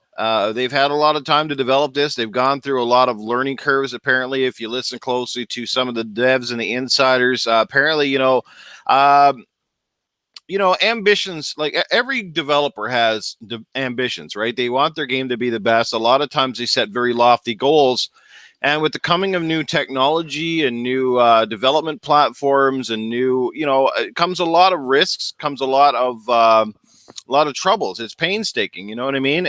That's why games sometimes take so long, because you got to learn new engines. You got to learn, and when you've got multiple teams as well involved, there's got to be good communication. There's no question. Crackdown has gone through its fair share of lumps, but it is close to fruition now. And based on what I saw at XO, I was highly impressed. I mean, sure, it's arena based, but yes, it's still 100% destructible in the arena-based multiplayer. There will still be a story, which I suspect there will still also be a high level of destruction, just maybe not quite on the scale that we had all hoped, and they certainly had set out. But like I said, there's still a few months left. There's a lot we still don't know about the game, but it is looking phenomenal. And anybody who says otherwise, says this game looks like a 360 game or it looks like shit, I'm sorry, man. You have definitely need to go get your fucking eyes checked for cataracts, because I'm telling you, man, it is a really good looking game. But that's it, because it's got a stylized graphic. Everybody just thinks it looks like shit. I mean, Sea of Thieves is an amazing looking game in its own right, but it has stylized graphics. But that's the thing, right? Microsoft now has gotten this reputation of putting out cartoony games. Some people think Halo is cartoony. I don't know how the fuck they get that, but okay, whatever. But that's that's the problem. Again, we go back to perception, and that's how Microsoft is being perceived. The funny thing is, Agents of Mayhem, which is basically a knockoff of Crackdown, that came out like last year, and I didn't see all the big hoopla of people saying, "Well, this game looks cartoony, it must be garbage." But apparently, Crackdown is automatically in that garbage category because, well, it's got stylized graphics. Look, man, it's got Terry Crews in it. What more do you guys need than Terry freaking Crews in the game? Look, it's got some badass weapons. The multiplayer is going to be fun as heck. I'm sure this game is going to be dope. I'm picking it up on day one. That's all I can say about it. They got some month to finish it off, but just put some faith and trust in them. Phil wants this game to be successful. Is it going to be a Game of the Year candidate for next year? I freaking don't know, and I'm willing to bet probably not. But you know what? Is it going to be one heck of a fun multiplayer and co-op game? I'd be willing to stake money that it is, and I think it will do just fine. Well, listen, great points once again, Noof. Having you on here with the raunchiness really brings a smile to my face. I love your character. I love the way you just come and let it all hang out. Thank you for that. Oh, it's hanging out all right. We'll put it away until later, damn it. Anyway, getting to So Shady. Listen, Shady, here's the thing. The way that Crackdown 3 showed at XO18 surprised a lot of people, including me, in a good way. My question to you is very simple. Can this game that's been in development for 19 and a half years get a fair chance from the press when it finally comes out on February 15, 2019? I think so, because I think that multiplayer is just something so new to the world of online multiplayer games. I mean, if you're a gamer and you get in there and you start pounding through buildings to get to the enemy and you chop them down while jumping 80 feet in the air, I mean, how can you not have fun with that? I think it's going to do really well there. A lot of people were doubting that power of the cloud. Has it been somewhat reworked from the initial little demo they showed of just the tech? Because that's all they showed was just the tech. Right. They did specify at the time, we need to find a way to make modes and a way to make a game out of this tech, as opposed to just knocking buildings over. We got to do something. And this is the mode they've come up with, and I think it looks great. They've built a awesome playground for the players to just go at each other, climbing up above each other, flying down. There's like ground and pound moves going on. Like it's built for the deathmatch atmosphere that they're trying to provide, as opposed to just giving us that campaign city, which is more or less built like a city should be, you know? The look of the game, I was very impressed with what I saw. I thought the characters' faces looked great. Terry Crews was very obviously Terry Crews. Yes, you know what I mean? He looked just like him. Yeah. The colors were very bright. I'm a huge fan of that future Tron-like neon aesthetic myself, and I think that they nailed it here. I'm really excited to get into it. Crackdown is a long-running favorite franchise of myself and all my real-world Xbox gamers. My brother and I tore the first two games apart. We love them. He's missing only one blue orb in the first game, and he has scoured every inch trying to find that one orb, and it just can't, and it bums him out. But hey, what are you going to do? The only thing that has bummed me out about the game that I found out is that the cooperative is 2-player. I was under the assumption that it was 4. So I thought it was 4-player. I did not know it was 2. I'm looking at it right now. Yeah, I mean that's a bit of a that is a bit of a bummer, because I did think I originally thought that they said it was 4-player. Maybe it's something with the tech they just can't do. I'm gonna say this: I'm going to be playing that with a buddy through the entire game with a buddy, and I'll switch it up. I'll put it out there for everyone that wants to game with Boom, because that's a game I'm going to want to play the campaign, but more specifically, I cannot wait to get in a room with 3 other dudes and yes. At least Microsoft, right, at least Microsoft knows how to do co-op, unlike another company, which never includes it. Well, let's just say we got the multiplayer, the campaign, single, and cooperative if you want, which is a staple 3-way there from Microsoft. I enjoy that. Did you say 3-way? I might have. Yeah. Let me just say, when the next time an Uncharted game comes out and it doesn't have co-op, then shame on you, because that fucking shit was made for co-op. And every freaking game they have the main character Nathan and they have a side character, but you know what? You can never play it unless you're just playing multiplayer. But there's no co-op, and that game should have a co-op by this point. Yeah, I absolutely agree. That's definitely a great point. But I want to go to Elite Gaming Guru on this one. Crackdown 3 looks fantastic. Apparently, according to actually some press that did articles on it, said it played pretty good, and the tech was on display up front in everyone's face. It ran fantastic. It was on the show floor for everyone to play. Thankfully, Microsoft didn't show up any dumb, washed-up actors trying to play a game that were half-boxed and just made a mess of it. So good on them for that. But are you excited for Crackdown 3 on February 15th of 2019? And are you looking forward to the destructibility that was on hand at XO18? Oh, yeah. It's going to be incredible, isn't it? Who's not going to want to play a game like this, an FPS or third party shooter, where you can run through buildings, where you can literally just demolish everything? It's not been seen before. And it's a fact, a game like this will not run on any PlayStation format because they just do not have the cloud. They may not believe in the power of the cloud, but it will not run on the PlayStation. Yeah, well, you know what? That's a great point. That's an actual fantastic point. And I actually want to just kind of follow up with what you said, Elite. You made really good sense here. A lot of people don't know this because this wasn't spoken about. But Crackdown 3 on the Xbox One X will run the same on the Xbox One S and the Xbox One Fat because it's running off of the cloud. Yeah. And it's a marvel. This is what innovation is. This is what Microsoft brings to the stage. I mean, Sony said they're not going to do E3 because they've got some interesting, innovative stuff coming in 2019. What is that? Another action adventure? I don't know what innovation do they ever bring to gaming? The only innovation they brought the wands. They've brought the Vita. They brought pretty much everything they brought has just been cancelled. Our batteries now last 10% longer. Let's host the show. Yes, love it. Breaking news, folks, here on Breakfast with Boom. They're a big joke, but let's not pick on them for now. Crackdown is going to be incredible, and everyone's going to want some of this. Everyone's going to want to be. All eyes going to be in it, and even IGN said it was a fantastic game. IGN. Yeah, well, coming from them, you just never know what you're going to get, and that's another great point. You have anything else to finish off, Elite, or that was your end of your point? That's me. Yeah. Okay, it's free in Game Pass as well. Yeah, that's even better. Again, if you're a Game Pass, subscriber, real quick, and I'm not getting paid by Microsoft to do this, but I want everybody involved right now until the end of the year. Game Pass 6 months is 50% off. It's $30, guys. $5 a month for all of those games. I just upped mine. I'm paid up until the end of 2021. I went crazy. I spent, I think, $90 because I was paid all the way up until the middle of next year. And you know what? It's $90 well spent because I love Game Pass. But you know what? I'm gonna stop it right there, real quick. Dean, I want to hear your opinion on this because Noof said something very important. This has a stylized graphic look to it. It's Crackdown, for God's sakes, right? Crackdown 1 looks like Crackdown 2, and Crackdown 1 and 2 look like Crackdown 3, except just better. So my question to you is, are you okay with these graphics, and are you excited to play the multiplayer?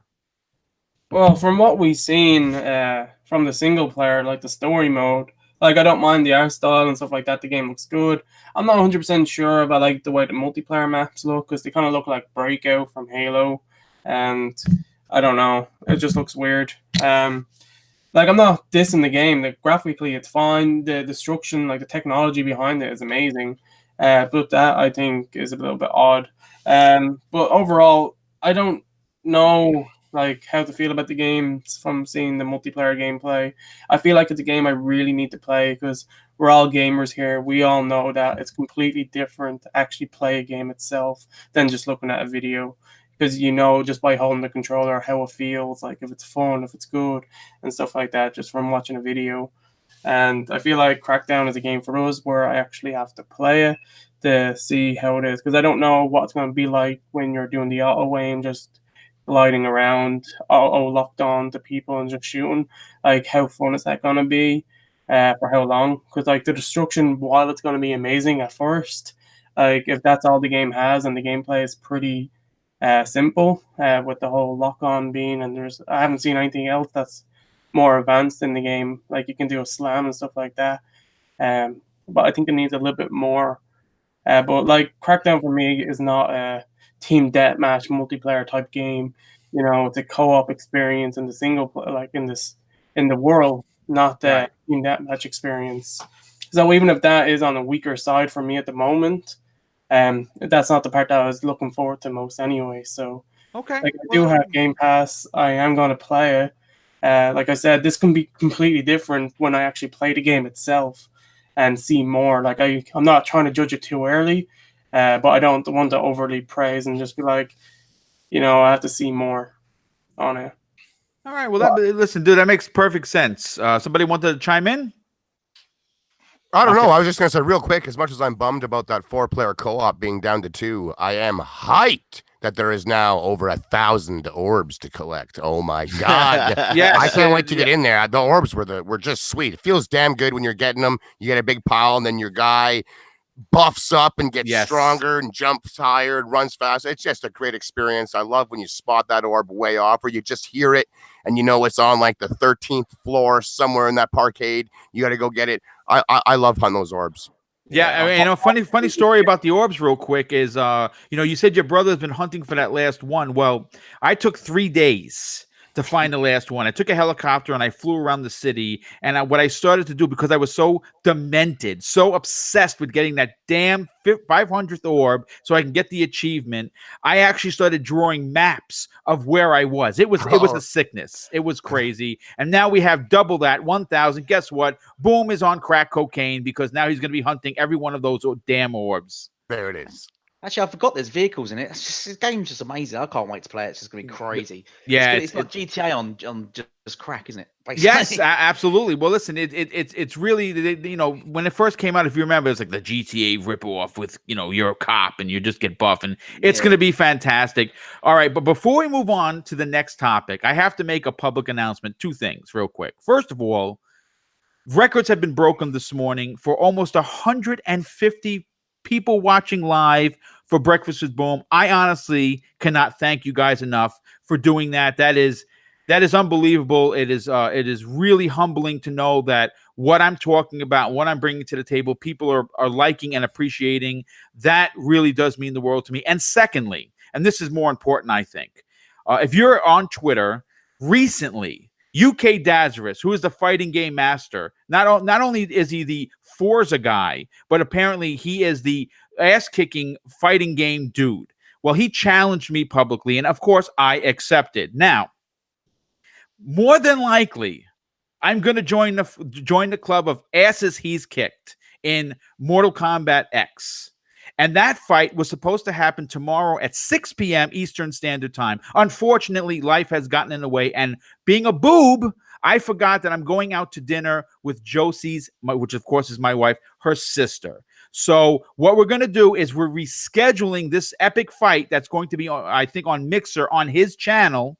And I think it's a best out of 10, 6 p.m. Eastern Standard Time on Sunday. Please tune in to see Boom possibly kick UK Dazarus' ass, but I don't know. I'm also in Mortal Kombat X. But to follow up that, I've already issued, regardless of what happens, I've already issued a rematch, a challenge in Killer Instinct, which is, of course, my favorite game. And I think that even if I lose, he is going to be walking away missing a few teeth in the next fight. So please tune in for that. More info to come later. Now, moving on to the next topic. After some uncertainty, Telltale Games is closing for good. And truthfully, this is, in my opinion, the saddest moment in gaming this calendar year. Love them or hate them, Telltale was one of the industry's most unique developers in gaming. Now, more information had popped off in the last couple of days. The CEO's Twitter account is gone, and the company is in the process of liquidating all of its assets, and this is but basically spells doom for the company. At this point, folks, it appears that Telltale is officially gone. And I wanted to get the panel's thought process on this, and I'm going to go first. First and foremost, maybe Telltale Games isn't your type of game, but it was for me because they told amazing stories that were unique to their brand. Yes, there were some control issues. Yes, there were some save lost issues where you'd have to play the same damn part in the Walking Dead 7 times to get it right. But I absolutely adored their company. I adored their graphic style. I really adored the stories that they told on franchises that I happen to really love. But I want to get the panel's take. Noof, I want to go to you first on this. First of all, Telltale is gone, and to me, it's a sad day in gaming. What is your takeaway from this recent update on the company?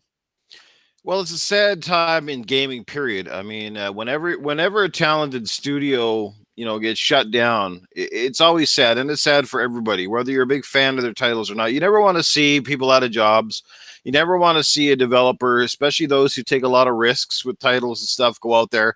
Look, they licensed a lot of properties. I said this on podcasts before, and it might have been with you, Boom, but with Telltale, the problem was, they found a recipe for success at first, and I think the Walking Dead certainly rode the coattails of the show. And the first game was, for a large degree, a big success. It got critical acclaim, and it was fresh, it was new. But when you pump out these games, and they were starting to pump them out at a pretty decent clip, they got to get costly, right? It takes a lot of developer power to make them. They started pumping them up. They had some great, the good thing is they licensed some really good properties. But it's trouble when you're licensing stuff like Batman and Guardians of the Galaxy and a variety of other games, other titles, and they're not selling that well. That's spelling trouble because, but I think what happened was a lot of fans, while we respected what they did, the formula kind of grew old. You knew what to expect from Telltale. I think they should have branched out. They should have stepped back a little bit, reevaluated where they were going, and they should have made their games eventually, even if they took a bigger risk, and made the game a little more interactive, where you had full 100% control of your characters, not just kind of watching the story play out and you picking a decision, but actually being more involved in it. And they tried to do that a little bit more, I think, with I think it was The Wolf Among Us had a little bit more of that.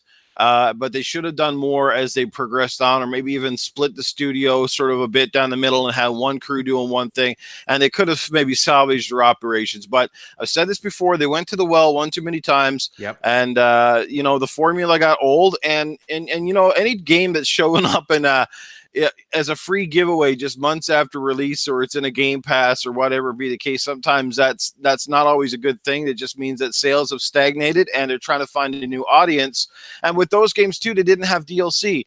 They didn't have a multiplayer to fall back on. They were the true essence of basically one and done, because once you played through, I rarely know anybody who went back a second or definitely third time. So that's a problem in itself. So that's kind of what summed up their demise. But it is sad to see them go, and it looks like it's very official now. Kudos to their devs. Kudos for all the work that they did. I'm glad there's another person stepping in to finish up, I think, the latest episode of The Walking Dead. I forget which studio it is, but we wish them all the best. It's actually the one by it's actually the one by who Robert Kirkman owns it. Right. They're finishing up episodes 3 and 4. So yeah, definitely good on that, dude. But that's all I'm saying. It's sad, but I mean, it's not highly surprising. Okay, well, you know what? Listen, it at this point, it is what it is. You can. you can say what you want about, whose fault is this? Is it the gamers for not coming out and supporting? I think we did come out and support. I just think that they overreached, and I agree 100% with you. Noof, great points. But you know what? A representative of the consulting firm Sherwood Partners told GameDaily.biz that they are handling the company's liquidation. And while a former employee said the company's legally mandated Cobra health insurance will come to an end on November 30th, there are still a lot of doubts. I have to go to So Shady on this. Dude, first of all, we don't really, as gamers, right? We see a game, we buy it, we play it, we beat it, we talk about it. That's what we do. You don't really get to see the inside baseball when it comes to companies closing, liquidation, directors and people leaving, employees saying their health insurance is coming to an end. And when we're privy to that information, it really just opens our eyes to that gaming is so much more than just popping a disc in or pressing the digital download button. What are your takeaways on basically Telltale officially closing, and there's just no one that could swoop in and save them at this point? When it comes to them officially closing, I'm going to be honest and say if it was any other news besides what we've just gotten, I would be surprised then, because this is well over a month in the making here. We heard that basically 90+% of their employees were let go a long time ago now. And we got the news that Kirkman's company there was picking up Walking Dead a few weeks ago. So, I mean, if somehow the company Telltale had managed to turn this around and still exist and then go on to continue making something, that would have blown my mind, to be honest, compared to what we're getting now. It is very unfortunate to see people lose their jobs and whatnot, but I would like to hope that they can take what they've learned from the top of the company all the way to the janitor type of deal and take it elsewhere into the industry. As much as there are companies out there that are shuttering and closing, it's a tough place. There's a lot of other companies, Microsoft in particular, that are hiring like crazy. There are some of these guys that are looking for anyone they can get with talent. I think these guys have a good chance of finding jobs out there. But I own every Telltale game except for the Minecraft one. I actually... that's the only one I don't own also. Yeah, I played the first episode when it went free, and... just not for you. Yeah, it's not for me. I mean, halfway through, I was making a noose out of my sweat socks, and...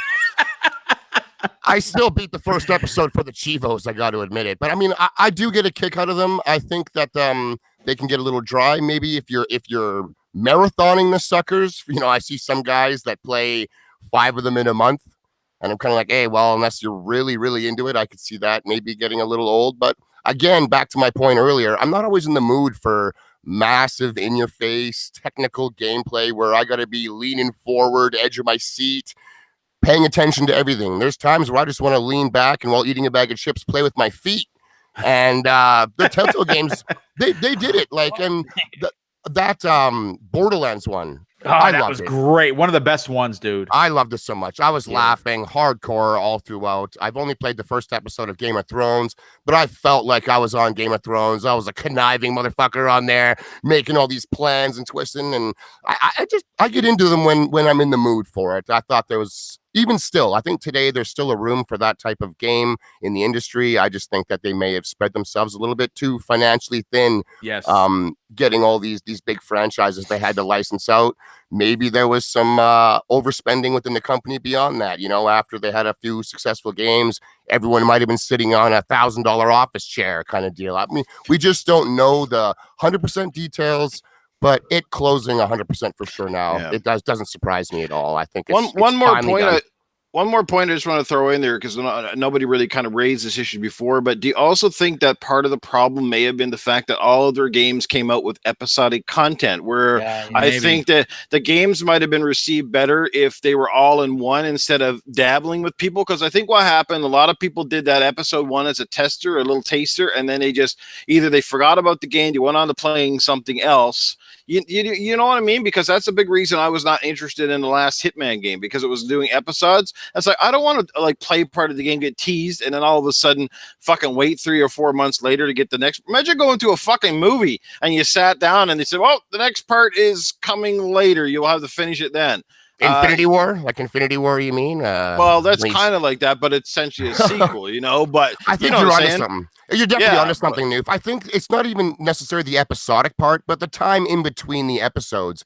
If episode 1 was at the beginning of the month, episode 2 in the middle, episode 3 at the end, and so like it was only 2 weeks in between, I think that would be a little bit easier for people to digest. Instead of a month or two, you kind of forget what the damn plot was. It's a momentum killer, right? Am I not right? And there's so many games that you move on to something else. Hitman was the same. I think that's why Hitman 1 died off really quickly, because the episodes, it was just, you just couldn't be bothered waiting around for it and then paying that extra 10, 15 for it. It's just, you just move on by that stage. Fuck, if we had to buy cars like that where you get the tires and wait till the next 2 months to get the doors, you know what I mean? How many cars would sell? Probably not a lot. That's a great point. The industry as a whole, I think, battles with this, even with just DLC. If they release it too early, they're accused of obviously stripping it from the game to resell you later.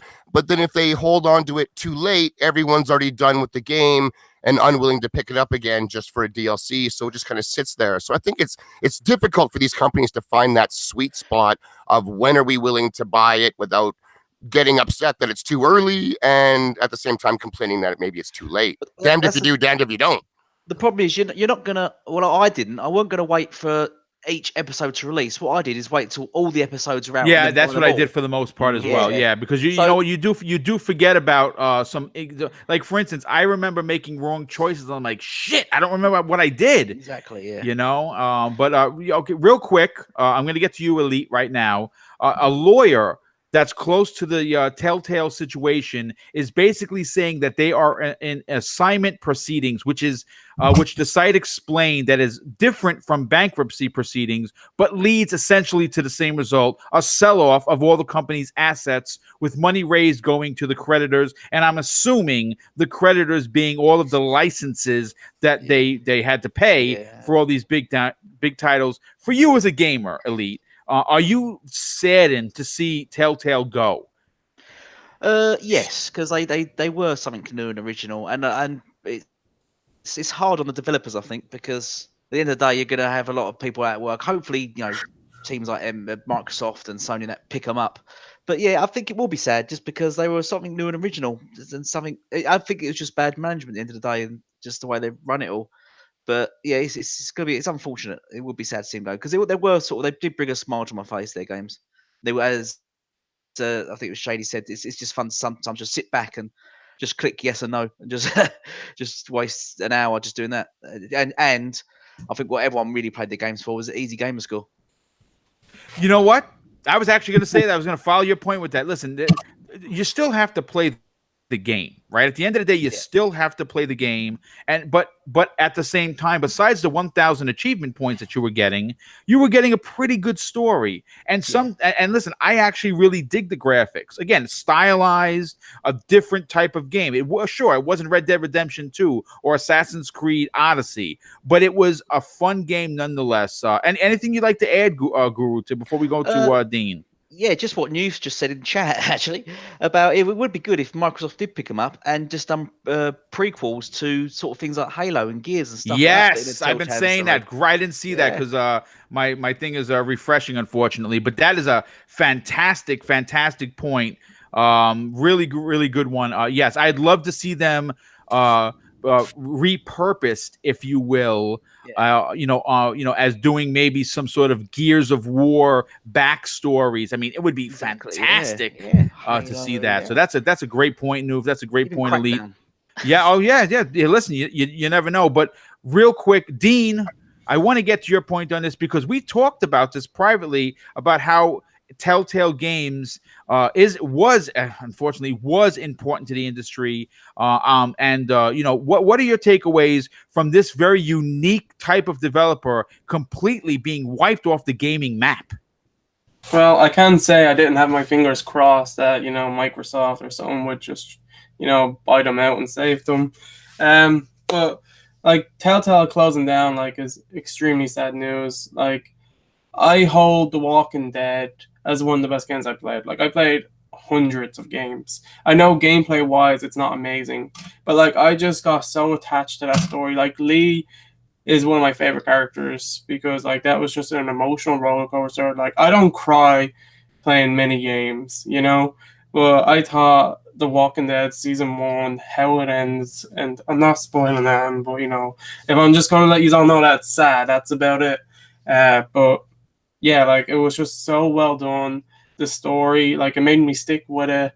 Unfortunately, by the time the third season came out, Frontier or whatever, when they decided to make a different character, I think that's where Telltale really messed up with their fans because people were in it for Clementine's story, and then they started making you play a different character. I can assume they expected a lot of sales for that game, and I'm sure that was one of them that bombed because I know lots of people were disappointed and stopped playing with that season because I did, and I love The Walking Dead. Like, The Wolf Among Us, also an amazing game. I highly recommend anyone to go play it. It is so good. Unfortunately, they were the only ones I played. I have to go and play Borderlands 1. That's been on my to-do list. But seriously, Telltale, this all could have been avoided. You know, they're like Bethesda are having a similar issue right now as what Telltale did. One thing many people complained about every year when they were bringing out their games was because the fact that they were rushing them. Like the success of The Walking Dead got to their head. They started getting all these IPs, making so many games. They were never spending any time with their engine to update it. Yep. They were just bringing out the same games on the same engine every year.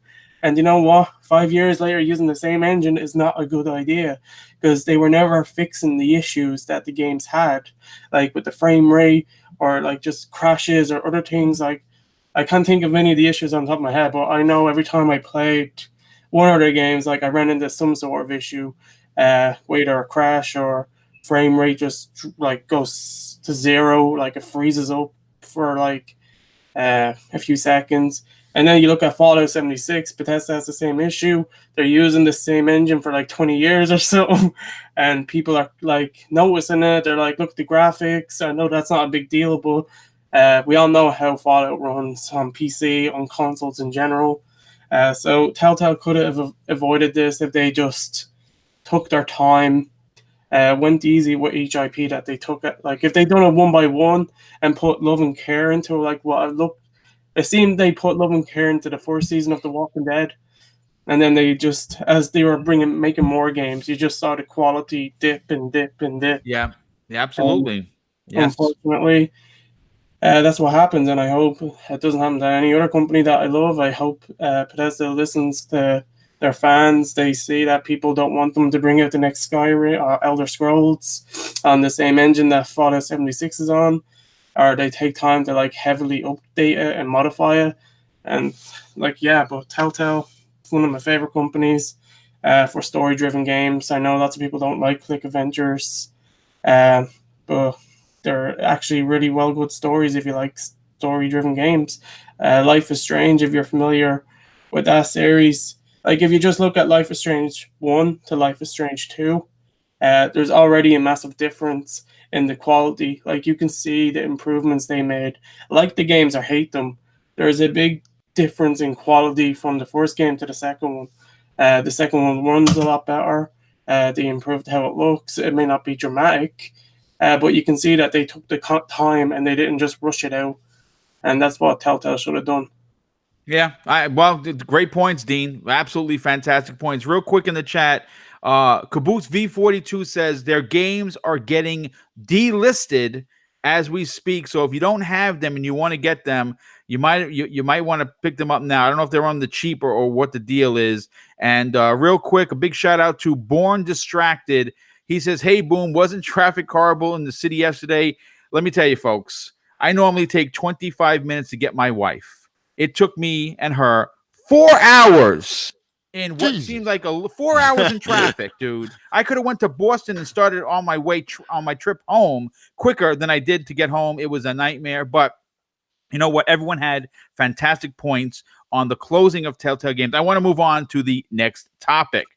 Is BioWare teasing Mass Effect 4? And guess what? New cryptic evidence is suggesting that Mass Effect 4 will be here sooner than later. And I got this story. I pulled it from Windows Central in a tweet from the official BioWare Twitter account.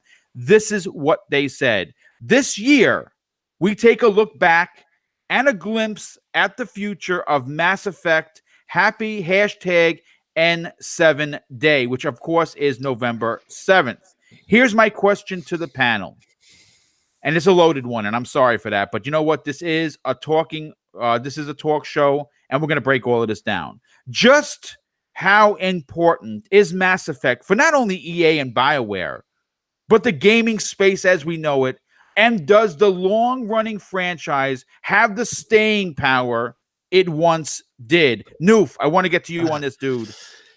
Well, I'd say Anthem at the moment is more important because the success or failure of Anthem, whichever it may side on, is going to be a big factor for BioWare moving forward. I mean, obviously, a lot of fans are salivating at the bit to get their hands on Anthem, but there's a lot of negativity and skepticism after, Mass Effect Andromeda. Well, I tend to like it. Wasn't a perfect game by any means. I still liked it. I still thought it was a solid effort for the franchise.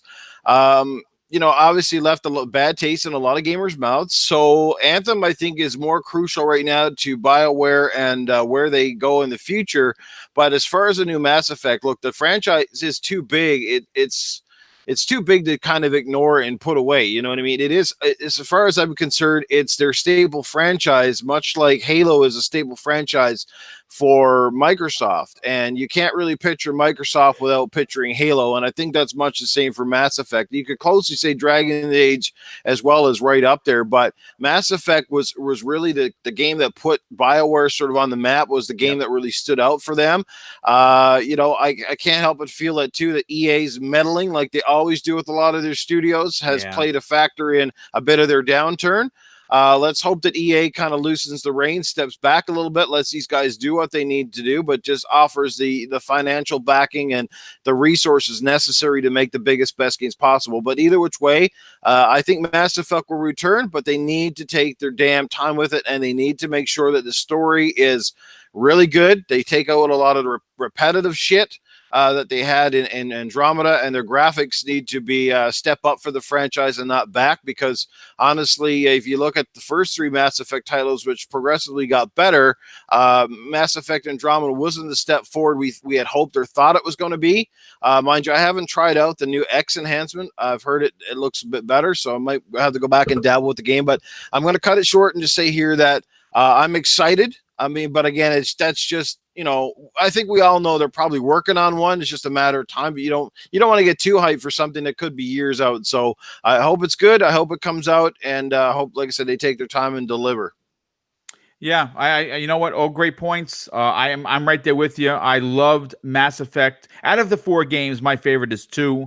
One of my highlight achievements of my so-called gaming career is finishing Mass Effect 2 with no one in my crew dying. I literally jumped off my couch and nearly sprained my back doing it, but it was well worth it because it's a hard achievement to get. So Shady, I want to go to you, dude. Okay, a couple of things. First and foremost, the fact that we're even talking about Mass Effect 4 excites me as a gamer because I love the series. The question that I have for you: is it still relevant moving forward, and can it return to form with Casey Hudson returning to BioWare?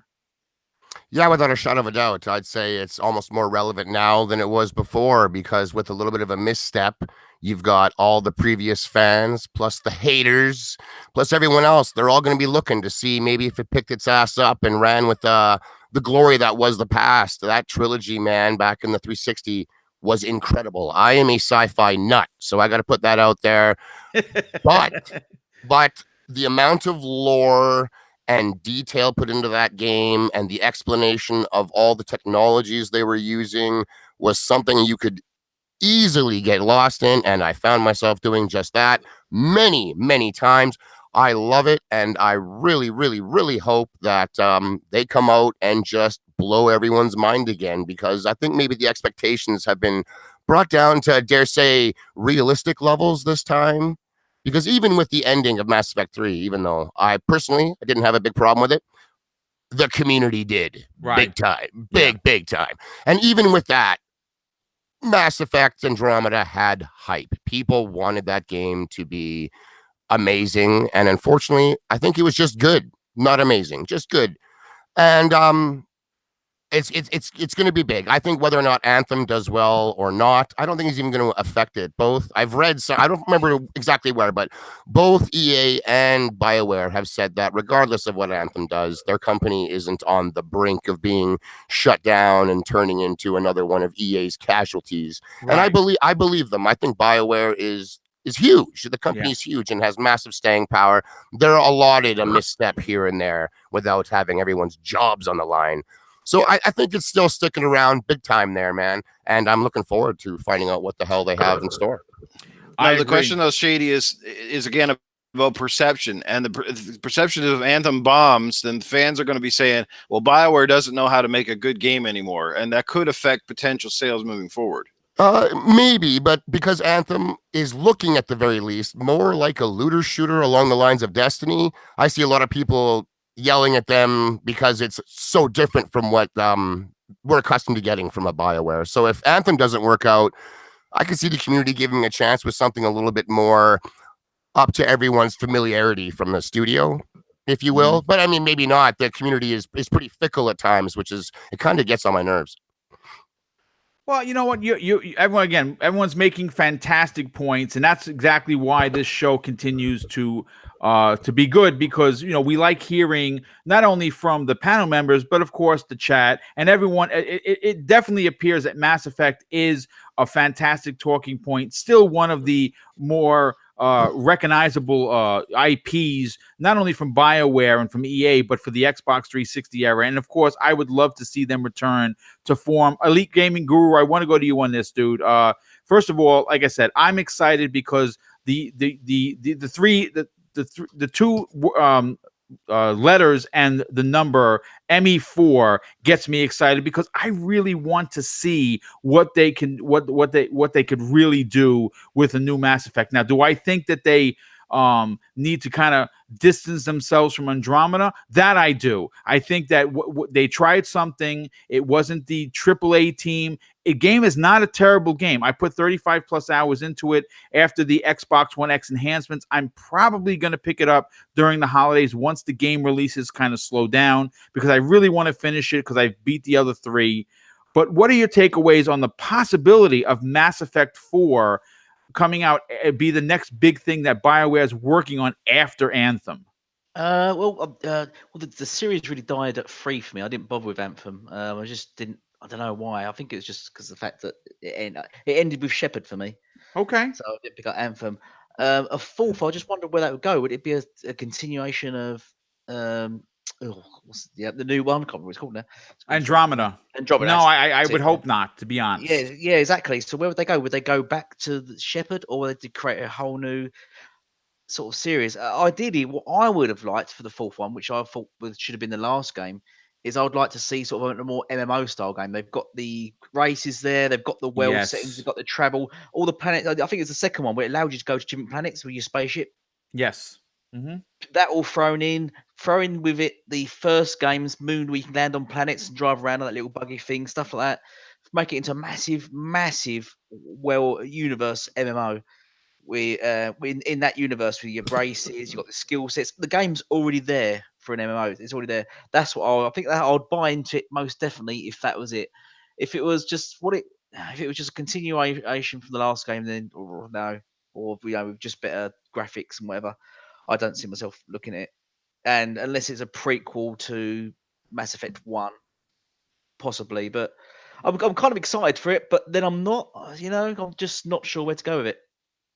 Yeah, you know what? You bring up a really good point. I'm not sure exactly what they would do. It is definitely BioWare with this particular franchise is kind of stuck between a rock and a hard place, because when you say Andromeda, people go, When you talk about Mass Effect 3, people are like, yeah, but the ending. I don't know, dude. I mean, listen, there are a lot of ways. You said it, prequels a possibility. I don't know if I'd like to see them go backwards in time because I want to see the franchise continue forward. Oh yeah. I don't know, man. I mean, I guess take the best Shepard ending and kind of move forward with that, and whoever dies died, and just because I like Shepard as a character. I think again I know that his story arc was 3 games, but the people want what the people want. But Yeah. Dean, I want to go to you on this, dude. A Mass Effect 4. The fact that BioWare even mentions it is has fans all over the place going crazy. This was a very cryptic tweet, but one that was kind of like making fans kind of peek behind the curtain a little bit and say, yeah, we hear you. Right now it's Anthem, but guess what? Mass Effect is not dead. What are your takeaways from the tweet, and are you excited to see them continue the story of the Mass Effect franchise? Well, yeah, I don't want them to tease a game. I just reassuring that the franchise is alive and that they're probably it's not going to be on hiatus as long as we all thought. But even if they are working on a game now, it's still going to be a few years. And I want it to be whatever time they have. I want them to add an extra year because I don't want this to be a rush job like Mass Effect Andromeda. I don't want it to release with animation glitches, graphical issues, frame rate. That game had so many issues. It crashed. I had so many issues just playing it when it came out, and it made me stop playing it. And I haven't returned to it. I want to, but they were too late with the patches, and by the time they did update it, they already came out with, oh yeah, we're not bringing out any more DLC, and Mass Effect is on hiatus. And I was like, well, that kind of wrecks everything. I'm just going to think of this game as the one that killed Mass Effect. Thank you for that. But I do plan on going back, because my friend did say he liked it. The only thing is, he said it sets up a sequel, and I don't really want to play a game that's going to set up a sequel that doesn't actually finish the story, like Alan Wake, because that game hurt me too much. No. Great. Again, really good. But yeah, Mass Effect 2, sorry if you heard the dog. Mass Effect 2 is one of it's in the top 3 games that I've ever played. Mass Effect 2 is beyond so many games. That last mission, the suicide mission, just how it can play out. I wasn't so lucky if that was how your first time doing it went. Boom, getting out with everyone. I wasn't so lucky, I lost a few people. I'm gonna admit, I probably lost 4 of them, too many. So I was sad, and I was like, this is not how it ends, and I had to redo it. And I was also very happy when I got a playthrough with everyone making it out alive, ready for Mass Effect 3. I cleared Mass Effect 2 multiple times because it's just so good. The pacing, just the stories, it's just so good. And I really do want another Mass Effect game. I just don't want it to be rushed. And you are all saying, my hype and everything else, I'm not going to be so hyped and excited for the next game because I know what can happen. We've seen it. BioWare just haven't been on the top of their game. Even with Dragon Age Inquisition, that was a fine game. I enjoyed it, but I thought it was overly praised. I don't think it was amazing as it was made out to be, because that even got a Game of the Year award, I'm pretty sure. Yes, I believe so. It was good, but it's a bit repetitive. Yeah, the open world was very repetitive. There was really not anything to do. You're just pressing A on everything. It was a fine game. I'm not dissing on it. I'm just saying, I don't think they've made anything to Mass Effect 2 level since. Mass Effect 3 is a great game, and I also didn't have an issue with the ending. I thought people kind of overblew it. For me, it was more about the journey with the game instead of the overall ending, because even with most story-driven games, it really is hard to have so many different endings and other things where people are going to be happy with it. But as long as the journey is what makes it up. The main point of the game for me was my guy sleeping with as many alien chicks as he could. There it is. You and a lot of people, dude. But hey, listen, again, fantastic points of view from everybody on the panel with regards to, of course, Mass Effect 4. We are closing in on the 2-hour mark. It has been. With that, Boom, this Yes, is up to you. There has been some breaking news here over the last half hour. I'll leave it up to you if you want to cover it. I like breaking news. Apparently, Xbox is launching a no disc, discless drive Xbox S next year. No disc. They want to launch it. I can read the article. You know what? Take it away, dude. We'll close out the show on that because that is breaking news. I don't have it in front of me, so you know what? Play I've host got for a it. second and go for it, brother. All right, thank you, Doug. In the wake of the news that Sony will not be attending E3 this next year, Microsoft's hardware plans for 2019 will likely be a huge win for the brand as well as for gamers. The company is planning to release an updated console next year, but this device will not be in the Scarlett family, according to people familiar with the company's plans. The Scarlett devices are Microsoft's next-gen consoles and are not expected until 2020. But in 2019, the company is planning to release a disc-less console. And if this is making you nervous because you have a large collection of physical discs already, a la our buddy here, Noof Nukem, Right. Microsoft has those guys covered if they so choose.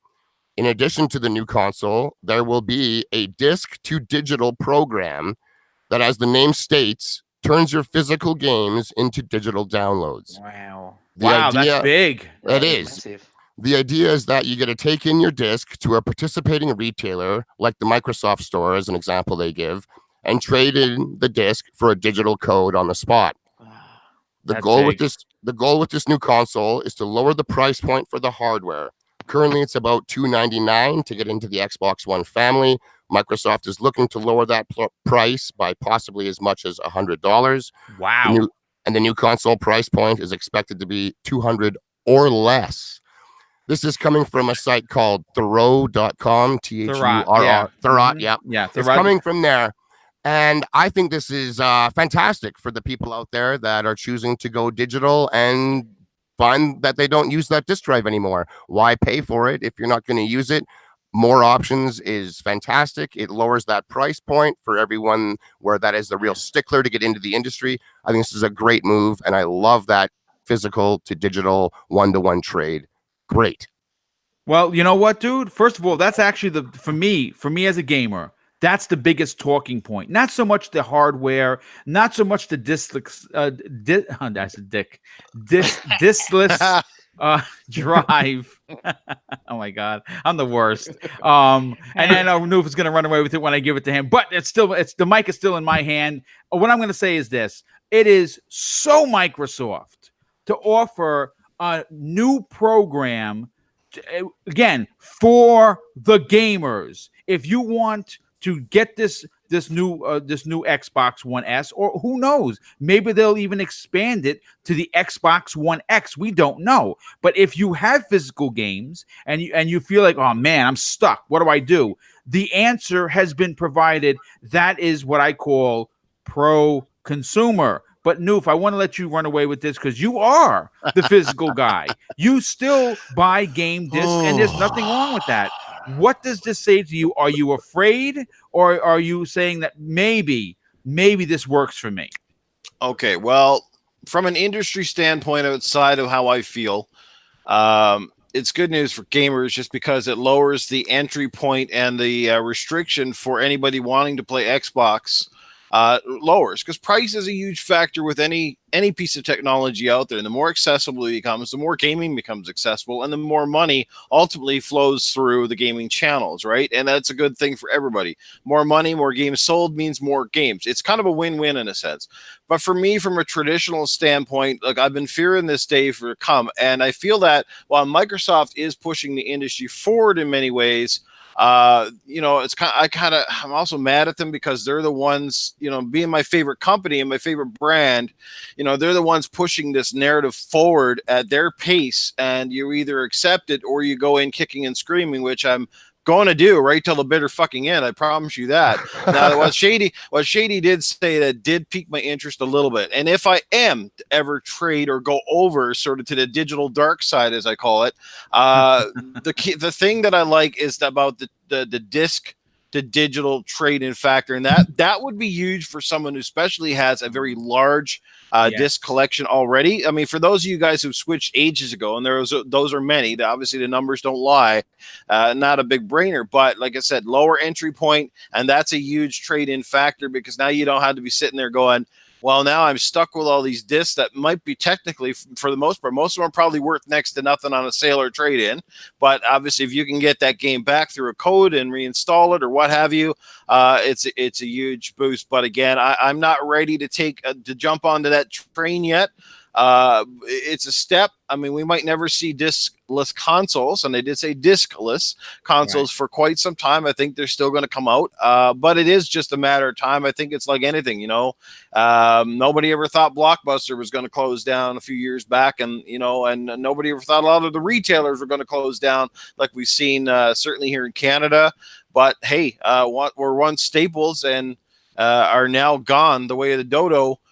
That's just the way it's going. So, yeah, I don't know. Like I said, more thought got to go into it. I think, like I said, as a consumer purchase, yes, I think is a positive thing, and I'll leave it at that. But I'll save my real frustrations for another podcast. Okay, no, not a problem. Well said. Listen, real quick before I move on to Elite Gaming Guru on his opinion, a big thank you and shout out to Cedric H with the $2 super chat. He says, "What's up, panel and chat?" And thank you so much for hanging out, dude. I greatly appreciate it. And yes, $2 does mean something. I really appreciate every cent that people donate because you don't have to. So thank you for that.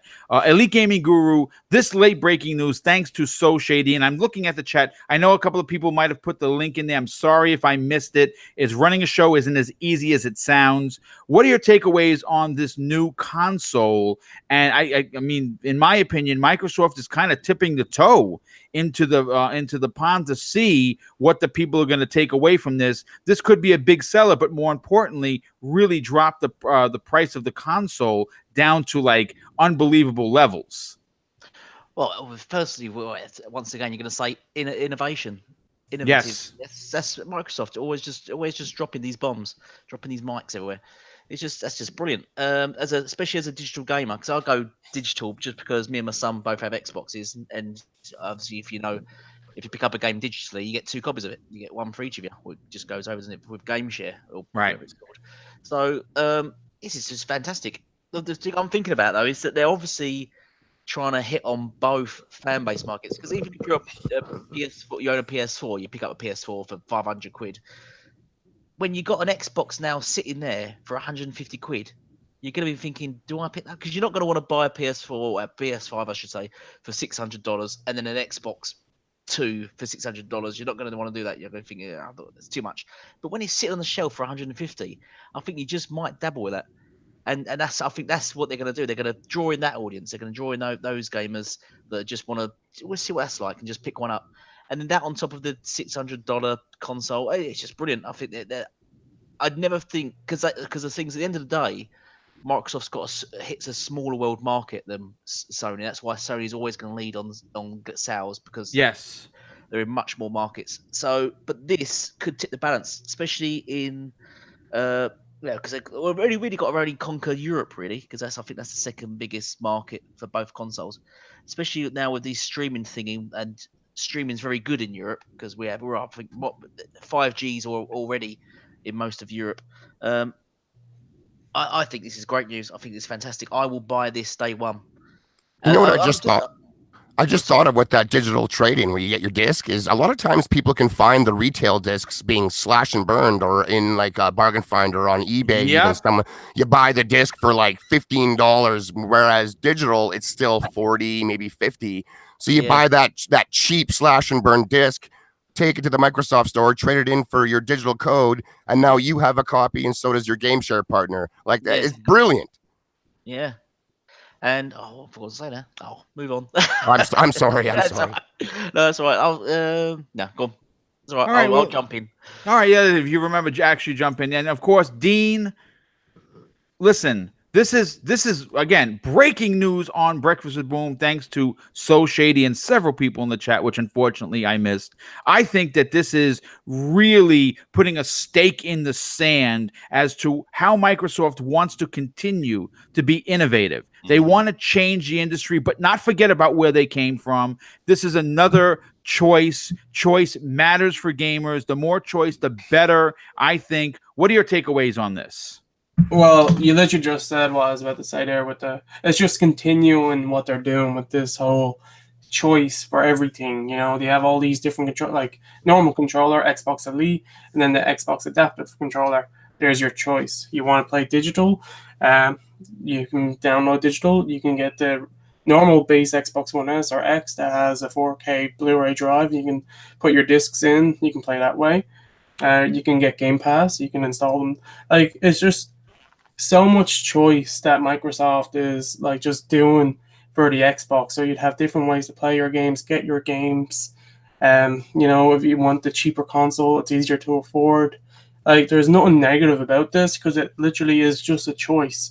I can sit here and say, well, this console isn't for me because I'd like to have a 4K Blu-ray player. I'm going to get the slightly more expensive option and get that one, where someone else can be all like, I actually don't get physical games and I don't really care about DVDs because I have Netflix, so they'll get the cheaper option. It's a lot easier, it's a more affordable, and there's literally nothing negative to say. If this was Microsoft saying, we are not making disk drives in our consoles anymore going forward, well, then that will be a completely different story.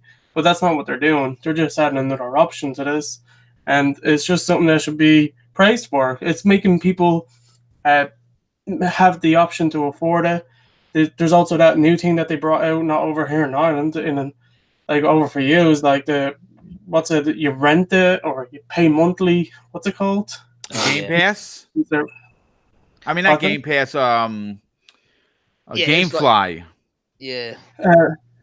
Where you pay monthly off your console, and then like after a few months you pay off your console. Yeah, I don't remember what it was called. Yeah. Yeah, you get your Game Pass and you get Xbox Live Gold. Oh, you're talking about the new program they you can like finance it. Yeah. Finance box. Yeah. Yeah, like that's just another option. Like, there's so many options. Like, it's insane. And there's rumors about an Elite Controller 2 coming out for ages. Will we eventually see that? Is that a legit rumor? Because if it is, that's just another option controller. Like, what does PlayStation offer? What does the Switch offer? Like, option-wise on their service with the controllers. You know, it's completely different when you're comparing them. And I'm not trying to compare them just to be all like, what Xbox is doing is better. It's like, they should be putting themselves up to this, because people on on PlayStation should have something similar, like similar type services, because the more options people have in general are just better. And so I'm just happy for people are going to have the option to get a discless Xbox if they want to, if it helps them out financially. It's a good thing. That's what I mean, that $100 difference could be whether or not you bring home a game or not. Or second or third dairy game, you know what I'm saying? So yeah, that's a Game Pass, the extra 100. Yes, so that's a year of over 150 games. So you're loaded. No, absolutely. Well, dude, that's very well noted. Fantastic. And really, again, thanks to panel for hanging around for that extra 10 minutes. Thanks to of course to the chat hanging around the extra 10 minutes, because you know what? When I listen to these podcasts, any kind of extra news at the last minute always excited me as a gamer. So a big shout out to Shady for finding that. Thank you so much. But before I get into the outros, I have to say publicly a big thank you to UK Dazarus. You know, whether you know this guy or you don't, you should. He is one of the community. When I say good guys, I don't mean just a good guy. He's more like a community great guy. He moderates so many people's shows, and I don't think he gets the credit that he deserves, because you know what? When you do these shows, especially I do 3 live ones weekly, and you know what? You don't know who's going to come into the chat to be a dick or to be a racist or to be just a sexist, and it just ruins it. And he is the sheriff that takes care of business. So I had to say thank you publicly to him. Also, if you want to see BoomStick's fighting skills in Mortal Kombat X, which are probably not that good as opposed to the King of Fighters, UK Dazarus, tune in to him on Sunday on his Twitch channel and watch. Whether or not I get my ass kicked, I don't know. It's probably going to happen because so many before me have come and have fallen to his skills in that particular game. If you're not following him on YouTube, you definitely need to. But you know what? Let me get to my panel. And I want to go to Noof Nukem first. Noof, listen, we're friends. We're brothers. I've been on your show. You've been on my show. You have something new that you've been doing. I think it's fantastic. It was a one-man show. You're now having guests on. I think one of your guests that may be coming on is someone that hangs out with you in the Dosage podcast. Please tell everyone where they can follow you on Twitter, because you are very opinionated. But more importantly, subscribe to your YouTube channel. Take it away, dude. You bet, guys. It's Noof Nukem on Xbox. It's Noof Nukem on Xbox, Noof Nukem 76 on PlayStation Network. Yes, I own all the consoles, guys. I don't want everybody thinking I'm just a big old hater. I love a good game no matter what plastic box it comes in. I even got a friggin' Switch, for crying out loud. But besides the consoles, I own, you guys know where to find me. Always in the gutter. Now, hanging out on Twitter, as obviously, I do have a YouTube channel. It's been growing minutely, but at least it's still going up. So my channel is just Noof Nukem. Just look for it. I don't put out great and awesome content like a lot of other YouTubers. I just put out some gerbil gerbil whenever I can. That is part of the Goofing with Noof podcast. It is a new one that I started, as Boom mentioned. I've did 2 episodes so far. I missed this past week due to other obligations, but I will be back next Tuesday at 10 p.m. Eastern, just after RDX. Got to let those guys roll their amazing show, and then I'll chime in. But yeah, after that one, you can catch mine. So Shady's on RDX, but I'll tell you about that. But yeah, catch my show. I appreciate it because it's not easy to do a one-man gig sometimes, and most of you podcasters know that, especially to try to hold it for an hour. But Primal Eve will be my guest next week if she's in good health and able to make it. And yes, I will be subsequently having guests on, not maybe every episode, but I will have people on.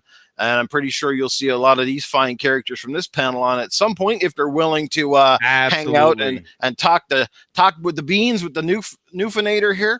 So anyway, guys, I just wanted to say, hasta la vista, baby. I'll see you later. Kick ass and go now. Get to the chopper. Listen, I didn't know Schwarzenegger was going to be a guest. Shit, I would have had more questions for him. Oh, well, listen, dude. Maybe next time. So Shady. Listen, dude. You are the hero of one of my past shows where you stepped in and you took over for the Welsh gamer who had a family emergency, and thankfully everything worked out well for him. We have become friends. You are an RDX cog in that wheel. I think one that they can't run the truck without, but you were fantastic today. Please tell everyone where they could find you on Twitter, of course, and your YouTube channel. Well, first off, Boom, thank you so much for all those kind words, and thanks again for having me on the show. I love getting the opportunity to do it, getting on here and talking games with other passionate gamers. It's nothing but fun, man. I gotta say, it's a good time. If you want any more of So Shady, you can follow me on Twitter at The Sesh Empire. That's one word. Hate to say it, it's an empire. You're already a member. Why don't you stand up, get recognized, and become an agent? Nice. Love it. That's what I got, guys. Thank you so much once again. It's been a long day for Shady. I got to go get something to eat and hit the sack, but I'll catch everyone later. Well, listen, dude, it was great having you. I appreciate you staying up. Like I said, every time we have you on the show, we always have a good time. Next up, my very good friend, Dean from Creating Beyond Limits. Dean, you and I have become more than friends. I like to consider you a brother. We met each other on Coffee Casuals and consoles, and from there on, it was just friendship bracelets all over the place. You have a very unique and amazing YouTube channel. You do everything. You do movie previews. You do previews. You do music video previews. You talk about gaming. You involve your fiance, which is absolutely lovely. Tell everyone where they could follow you on Twitter, and more importantly, subscribe to your YouTube channel. My YouTube channel is Creating Beyond Limits. There is a link to it in the description box below. I do, like Boom said, reactions, reviews, gaming videos. The gaming videos have been kind of on the back end because me and my fiance did get a house. We're busy packing stuff up. So I'm not really going to be doing any videos probably until like January because we're going to have to move in. It's going to be Christmas also, so we're going to be doing the place up. I do have like 10 videos set to premiere over the time, so I don't have to worry about my channel getting videos uploaded. So there is still going to be content when my computer is all packed up and away. So at least there's that. And I have an amazing time just talking gaming. And like every time, like Boom said, we go way back to Coffee Casuals and consults, and it's just been fun. And when I come back in January with a new setup and stuff, I hope to get into more podcast related stuff and do more gaming stuff on my channel. And yeah, it's just been a blast. So thanks for having us. No, dude, it was an absolute pleasure when you messaged me. I was, what did I tell you? Hell yeah, you can be on the show. And last, but certainly not least, making his second appearance, impressing many people on the panel and in the chat, Elite Gaming Guru. I want to thank you for coming and hanging out today. You did great, like you did on the reaction show for XO18. Please tell everyone where they can follow you on Twitter, and more importantly, subscribe to your YouTube channel.